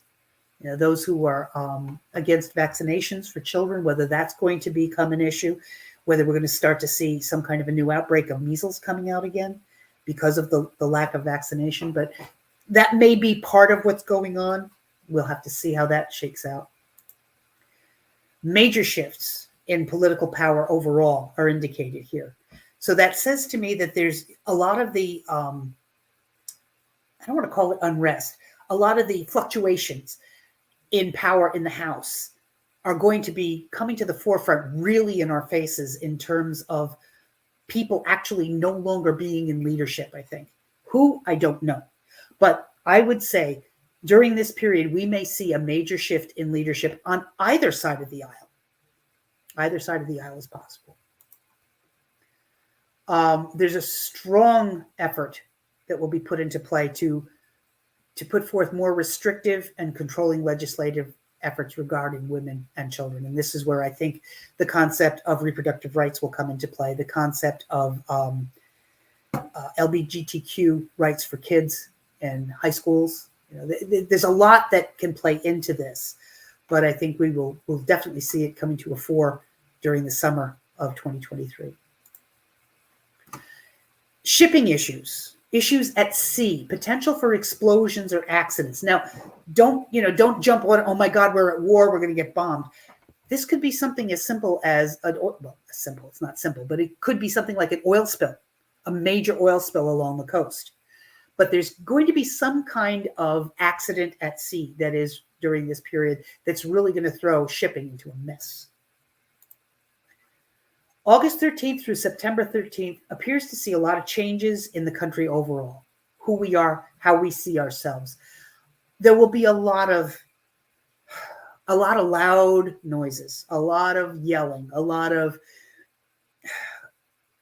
discontent. There will be people who have felt for centuries disenfranchised that are going to really step up and demand their rights. So don't be surprised to see some major shift in power, major shift. There'll be a lot of gaslighting in association with this, and angry rhetoric. Mars and Mercury together, angry communication, and Neptune deliberately clouding the issue, Machiavellian stuff going on. After this, from September 14th on, it's kind of like this breath of fresh air. There's this constitution of very positive turnaround in how we look at it. The best way I could come up with is what I've written here. It's kind of like we get this, I've had enough. I can't take this anymore. We've got to change. And so that there's finally seeming to be some willingness to at least listen to other sides in disputes. Whether that gains traction and gains foothold is up to us, whether we're willing to work at it. But the energy is there for positive reform to be underway. September 23rd to December 21st. This looks good for education and communication, offset by potential taxation. Now, what does that mean? What I saw was that these two things were both in tandem in the chart. So it made me wonder the whole thing about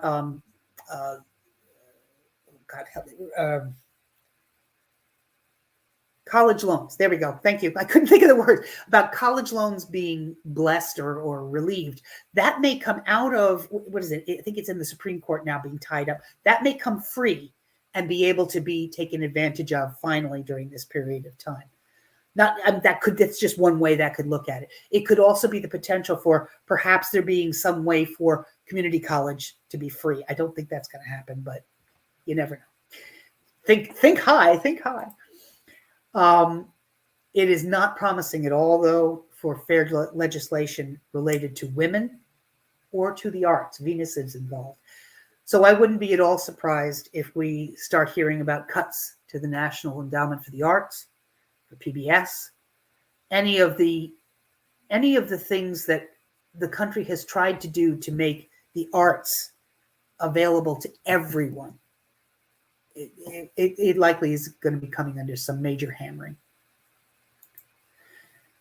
There is the potential for some religious grievances and unrest to come to the forefront, which says to me that there may be some legislation issues regarding, the idea of my belief system married to my mercantile ability. Who can I sell to? Who do I have to sell to? Kind of thing.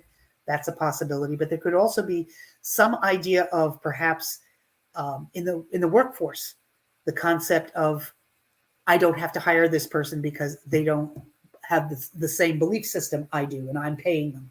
That kind of a thing. There could be employment issues related to religious grievances, which is problematic when we get to the EOE, the concept of equal opportunity employment. So this could be a very interesting period for human resources people, for sure. There is, interestingly, very positive reformation or transformation for the armed services, first responders, police officers, firefighters, the traditional armed services, people who are in the service industry. For some reason, there was some visual in that chart that said there's a sense of pride that is going to be coming into play here. So that there is this idea that it's just going to be a better way of looking at themselves, which in turn will be a better way of giving service to the people they serve. It also looks very promising for the introduction and consideration of important legislative changes, such as methods of procedure and rules. Now, bear in mind, changes is relative. If we have a GOP Congress, or a GOP House, which we do, that introduction and consideration of important legislative changes may not be something that's on your own personal agenda, but it looks very possible that many of the deals that had to be made in order for the House to come into session and to have a speaker may start to play themselves out in a big way during this period of time. Now, I put caution on here for a reason. This is iffy. The reason I say it's iffy is because there are contrasting. There's elements that say, yes, this will happen, and others that say against it. But the best I could say, the best I could garner is that it looks like the power, reputation, or life of some prominent person in this country, and there's no telling which side of the political spectrum this rests on, may be in danger, resulting in a possible collapse or downfall of some kind related to that person. Now, think about this. This could be an important religious leader. The Pope, of course, is not doing well. It could cause some kind of a collapse or downfall in the Catholic Church in this country. It could be Elon Musk has a car accident and is on a, please don't think I'm wishing this on him, but it could cause the downfall of Twitter. Mark Zuckerberg, something could happen to him that causes a change in Facebook. It could be something as innocent, with Neptune and Pisces being involved. God forbid, Anthony Fauci could pass away, which could cause a major change in how public health is looked at. I'm not wishing this on anybody. I'm simply saying that it looks like these kinds of energies with Neptune and Pisces relationships, it could cause some kind of a change that will cause an ending of some kind to come about. And it may be an ending that needed to come about so that something new can emerge. I hope that makes sense. After October 14th, you can expect a lot of activity in the higher courts. And I had to laugh because I looked back and I said, isn't it, it's the first Monday in October that the Supreme Court comes into session. So that one makes sense to me. And this is due, when I say October 14th, it's due to the new moon that is in play during that period of time. There are issues related to religion and the clergy coming to the forefront. Major storms at sea, and I checked, the hurricane season lasts through November 30th. So Florida, Texas, buckle down. I think we're going to be seeing major hurricanes coming into play. And what could actually also be a problem, well, I'll talk about that in the next one. But this is interesting. Potential trouble for the top 1%. And when I say the top 1%, we hear all about the 1%, the most wealthy in this country. I'm not sure what that trouble is going to be or how it's going to represent itself, but Venus was having a lot of trouble. So that's financial. And it looks like the nobility is in play here. And for us, the nobility in this country are those that are the wealthy. After November 13th, and this is where I said, let's hold on to this, the very strong weather could be related to Earth-related stuff as well. We're getting, Pluto is resting right on the fourth house cusp, which indicates the Earth. It would not surprise me to hear about some major earthquake that ended up causing a tsunami. It would not surprise me to hear about another bunch of volcanoes that started erupting that caused other problems to ensue. Just expect that there's going to be a lot of Mother Nature screaming going on during this period of time. Power grabs, attempts at them anyway, in Congress are very likely. Attempts to pass very autocratic legislation, leading to a lot of discontent, a lot of disruption in the country at large, a lot of delays, a lot of disorder, total confusion going on in the legislature. I'd love to be able to say that we're finally going to learn how to work this country the way it was meant to be working at it, but it doesn't look like that's anything happening anytime soon. So some final thoughts as we go into this year. I don't want anybody sitting there thinking, oh my God, I'm going in my bedroom, I'm going to close the door, and I'm not coming out again until January 1st, 2024. That's not feasible. That's not feasible. What you need to realize is that, number one, change is the watchword for this year. We've got shifts coming from two of the major planets in sign. Be flexible. Be flexible. Don't dig in your heels and face every change as if it's, your hill to die on. It's not worth it. Be flexible. Roll with it. There's also the necessary need, very articulate. There is the necessity of expecting the unexpected. For some of us that are fixed signs, the Taurians, the Aquarians, the Scorpios is better at it than most, and the Leos, we don't like change. So this could be rough on us. But if we can learn to just expect the unexpected, and when things don't change, be glad. When they do, just go, okay, I can take this one. I'll be ready for the next one too. Life will be much easier. The way we face the change matters a great deal on how the change ultimately affects us. Be wise financially this year, especially before Jupiter moves into Taurus in May. It's important to make sure that you have your financial ducks in a row. Don't overspend. Try to keep so what I'm looking for, assets fluid, able to be accessed if needed. Just be wary and ready for a rainy day is a better way to look at it. The whole thing is to approach all major issues with a willingness to listen. And this is something that has been so difficult in this country for the last, 5, 6 years, 7 years. What am I saying? 7, 8 years. Be willing to listen, not just talk. Be willing to hear the opposition. Because if you don't, if you are just digging your heels and are so entrenched in your own viewpoint and are not willing to listen to the other side, I don't care how lofty you think your viewpoint is, you're part of the problem. You're not part of the solution. I grant you, I can hear people screaming, some people just don't want to listen. Well, that's true. But don't let yourself be one of them. Be open as much as you possibly can. Look for common ground, not for how wide the divide is between us. We also want to make sure that you check your facts. This is going to be another year of us having all kinds of, quite bluntly, fake news being thrown at us. So it's up to you. It's not up to the people that are throwing it at you. They know exactly what they want you to think. It's up to you to check your sources, to not automatically believe the first thing you read. I've gotten into the habit now of when I see a meme I love, or like a fact that comes up on Facebook, I go to Snopes and I check, is this real? Is this real? Before I post it, because I can't tell you how many times over the last year I've had to take something down and apologize because I assumed instead of checking it out. So get in the habit of checking your sources. The 10 most unbiased news sources that I was able to find are as follows. Number 1 is always going to be the Associated Press. They just tell you where it is. Same thing with Reuters. They are, both of them, not really leaning one way or the other. Not left nor right. They simply give you the details. Just the facts, ma'am. Just the facts.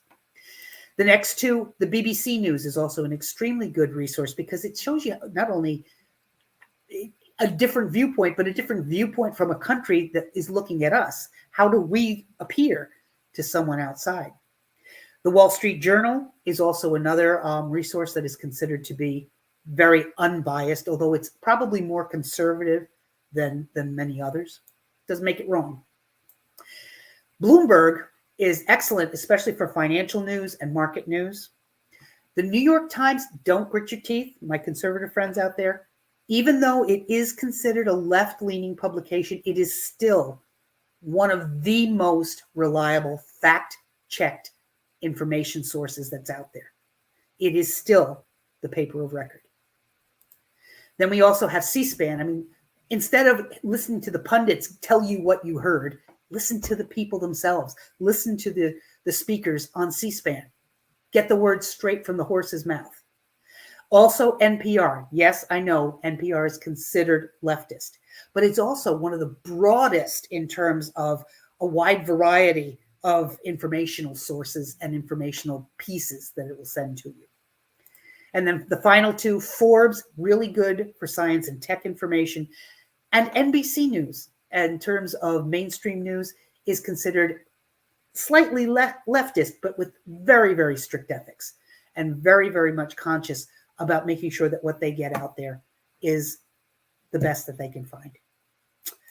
So I always finish off my predictions thinking, well, if the United States was one of my clients, how would I approach talking to them about this year? At the end of, those of you who've had a reading with me, you'll know that I always end up even my annual updates. Well, so this is the summation for you for this year. So if the USA was my client, I would say it's a year to be flexible. It's a year to not dig in your heels, not to become entrenched in your own viewpoint, but instead enjoy the ability to learn something new. It's also a great year to know that changes are coming your way. Changes in the way the rules are made, the way they're enforced, the way finances are viewed and managed, who knows, you might start to do a lot more bartering this year. You might start getting a garden and being able to hey, I'll give you a bushel of tomatoes if you'll help me with my lawn, something like that. And you're also going to have to learn to roll with the punches, or you're going to get decked. There's a need to be aware of the needs on all sides of public debate. Everybody is human. All of us have needs. All of us are human beings. If you're too arbitrary and too reactionary in your response to any kind of change from what you know, it's going to cause problems for you, no matter which side of the street you rest on. Be able to move forward by holding your hand out to somebody at either side of you. Work together. There it is. Reach out for compromise. Don't sell out. Reach out. Don't sell out. And where change is inevitable, know that the harder you fight it, the more painful it will be. I threw this one in here because we have so many Pluto things going on this year. Not just Pluto changing sign, but Pluto making squares to some of the major planets. Pluto and Scorpio being involved in a lot of the eclipses. That incredible, emotionally intense, transformative energy is going to be present, whether you like it or not. The more you come to terms with understanding something that has to go, probably had to go, and you will be better off for seeing the end of it, is going to be the best way for you to deal with things. Understand change usually reaps growth. And that's it for me. Any questions on there, Kara? Yeah. Just want to make sure there's no echo for everybody. Yep, we can stop sharing. So let's see. I guess that's up to you, right? You're good. You're good. Yep. The sharing. So thank you so much, Lynn. Lynn wanted to say what a wonderful, thorough presentation. She greatly appreciates the time and energy you generously gave. Thank you. Yeah. This is every year, Lynn, we have so much, beautiful time with Pat and all of her expertise. So yeah. And the question she asked was, and I think it's a really good question, is when will we enter more peaceful times? What planetary alignment needs to happen? That's a good question. I would love it to see it when we're able to get, it's not even really a planetary alignment as much as a human alignment. I think that's a better way to put it. We're dealing with the end in this country of a Pluto return. It started back in February when Pluto returned to the same position at 28 degrees of Capricorn that it was the day we signed the Declaration of Independence. There was no way around us having to totally regenerate ourselves. We're going through the hard part of that right now. As I mentioned earlier, try to think about what if we were sitting here. Obviously, we wouldn't be sitting in front of a computer during 1859, before the onset of the Civil War. Much of that same tumult was going on, but we survived it. We can survive this too. Planetary alignment is only as good as the way the human being accepts and uses it. So even the tumultuous change can be good, provided we don't fight it too hard. Does that make sense? I don't mean to discount you, Lynn. I think that's a really good point. But truly, I think until humanity is willing to be open to acceptance of all human beings, is willing to be open to allowing everyone to benefit instead of just a chosen few. And I'm sorry, this is Pat coming through here, not anybody else. These viewpoints are not necessarily the viewpoint of this station. They are the viewpoint of this astrologer. Until humanity reaches that stage, I think we're always going to have tumultuous times. It just depends on, how prominent they become in the public eye. Now that we're going to be calming down in the next 5 to 10 years, if we can make it through the next 5 to 10 years, we may be okay. Pluto will have finished its return period at that point in time. And that's specifically for the United States Pluto return, not Yeah, for that's the got nothing to globe. do with everything else. This is globally too. Think of all the changes Okay. going on. I mean, look at what's going on. You know, we talk about women in our country. Look at what's going on in Afghanistan, in Iran. I mean, women are not having a great time over there either. So this is the world has to accept that there are people who think differently. And until humanity does, we're going to have these kinds of problems. Yeah. Thank you. Thank you for that question, Lynn. Yes.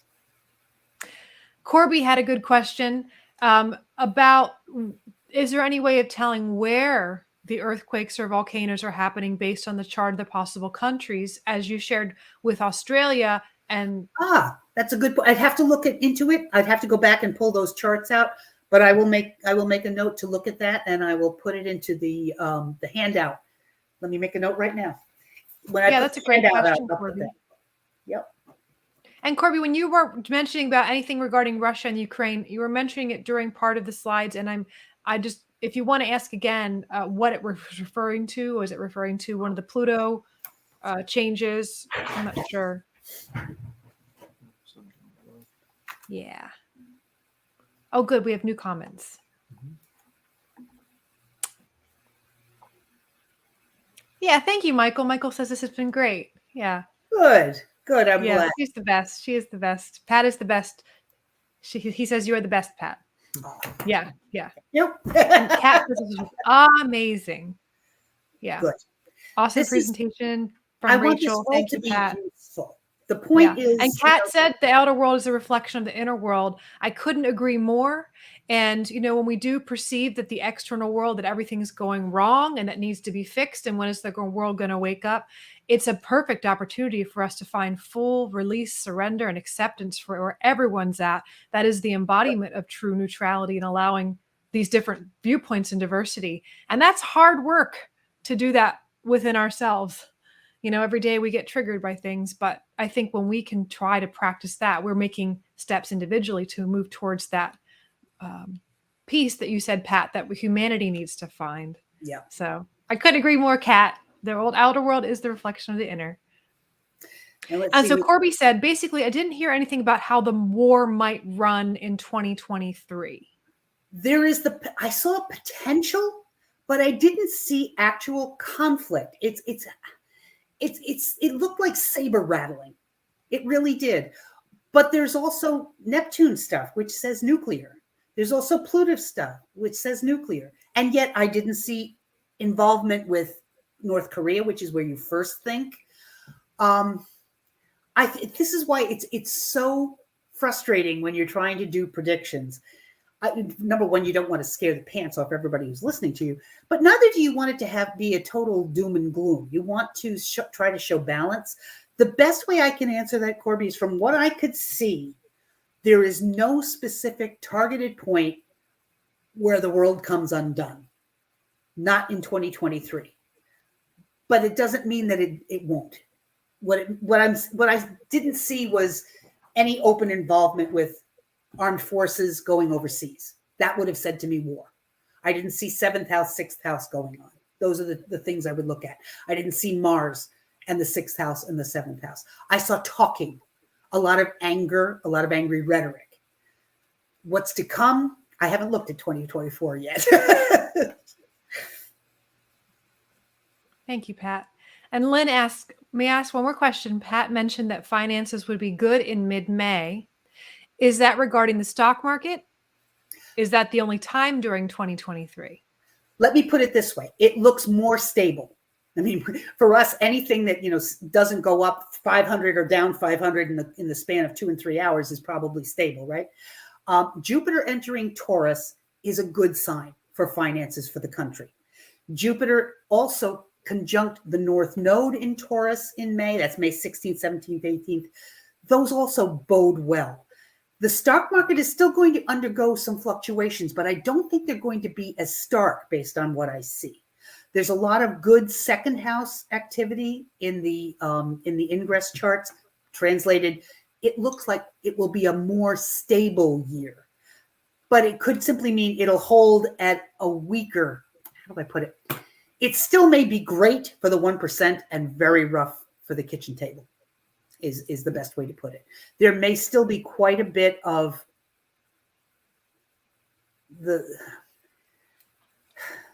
those who have less may not gain a lot,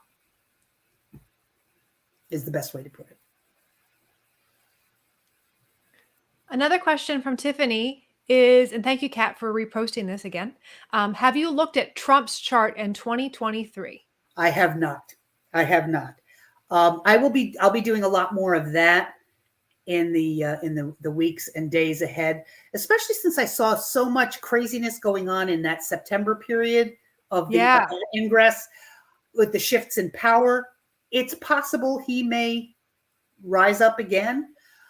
I would say that no, I can't even speak to it because I haven't looked at his chart. No. Yeah. Now on the network, we'll have your wisdom once a month for us on the online group. So I'm sure once you find that out, you'll be so excited to share what you found. It'd be great for people to post each month, say, what would you like me to look at? What kinds of things would you like me to do some research on? And then I can do the presentation that way too. That would be a lot of fun. That's what it's for, everybody. That community is community driven. It's about you guys. What do you want? We'll put polls in there. Like, what do you want to learn about with wellness? What do you want to learn about with Pat? What about Matt? Matt has questions he's already answering, and you can ask questions directly and he'll answer them about anything esoteric, wisdom, mythology, that kind of stuff. So it is driven by you guys. So it's a really good question. We'll get you on there, guys. And when you're on, we'll get a poll out there, and then Pat, you can pull something from the questions to give some wisdom. And I'm sure that would be really fun to hear. And I think that I will say to you, I don't think those who are in power today will be in power a year from now.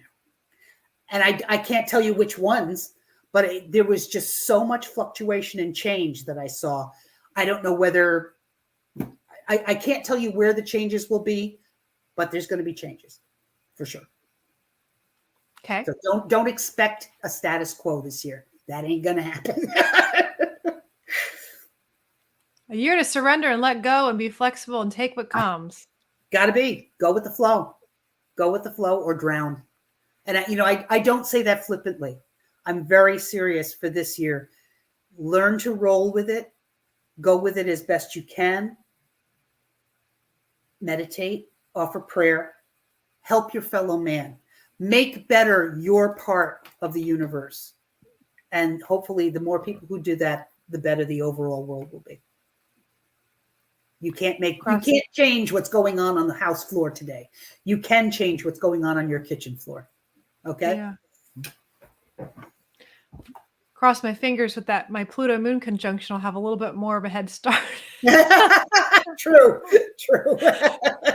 Everyone, I really highly recommend to, if you haven't had your chart read, to get it done. It absolutely helps so much. Pat has been so wonderful for me this past 8 years working with you now, but it's just been amazing. And Matt as well. So Matt also runs charts. So you guys do see both of them on the website if you are looking to schedule privately. And then Kat, this is a good question that Kat asked. And I'm curious because you were talking about, we have,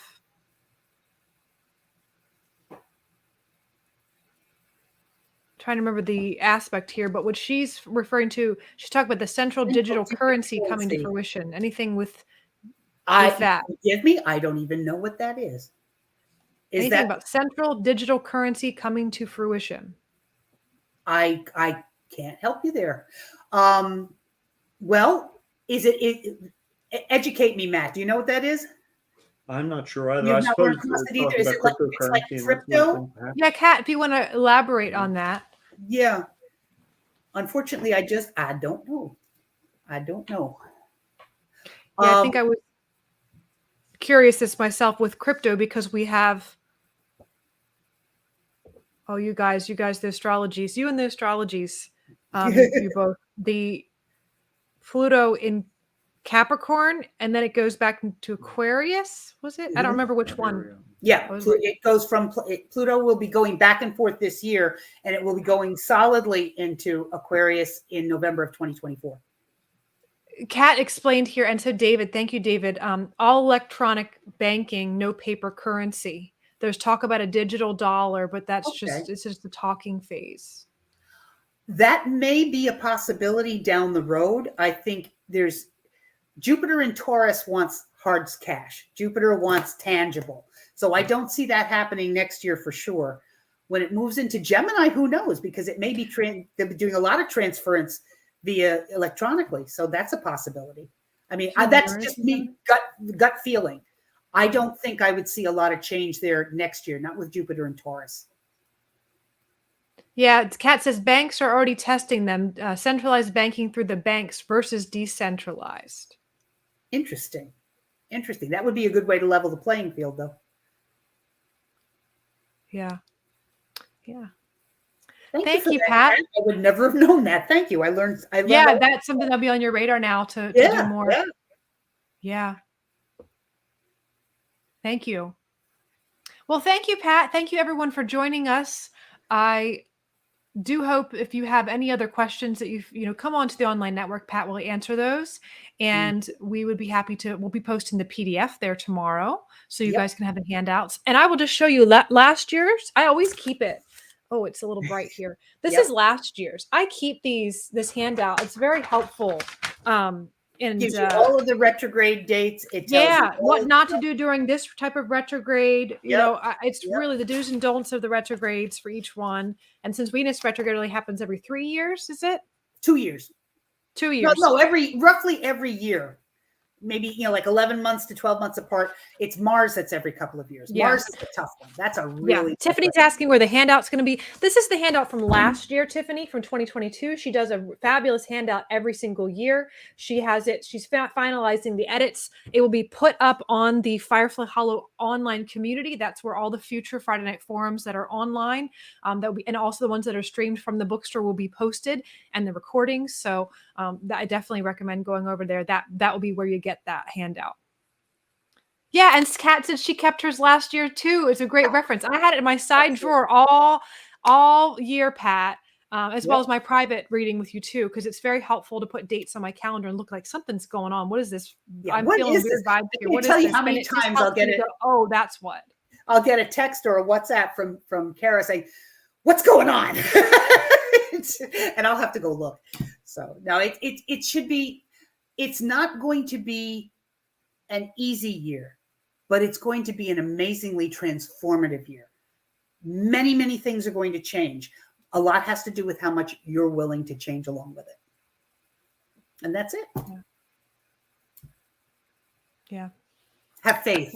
Have faith. Light workers lean out and hold on to each other. We're all going to need each other's help. Is the best way to put it too. Absolutely. Yeah, that's why I say surround yourself with like-minded people, because it's so easy to get pulled down. Yes. And when you were mentioning earlier about the Reaching out to possibility that the people people you're lower trying to lift up may not be able to, they might just stay. And I think it's so important to not drain yourself by the horse that won't be that's led to the water that won't drink. Just respect them really where put they yourself are. around people that uplift you. Yep. Respect them where they are and keep your vibration as high as you possibly can. Yeah. Thank you. Thank you so much again, Pat. It's always great. And thank you, Bill and Spirit. We miss you. We love you.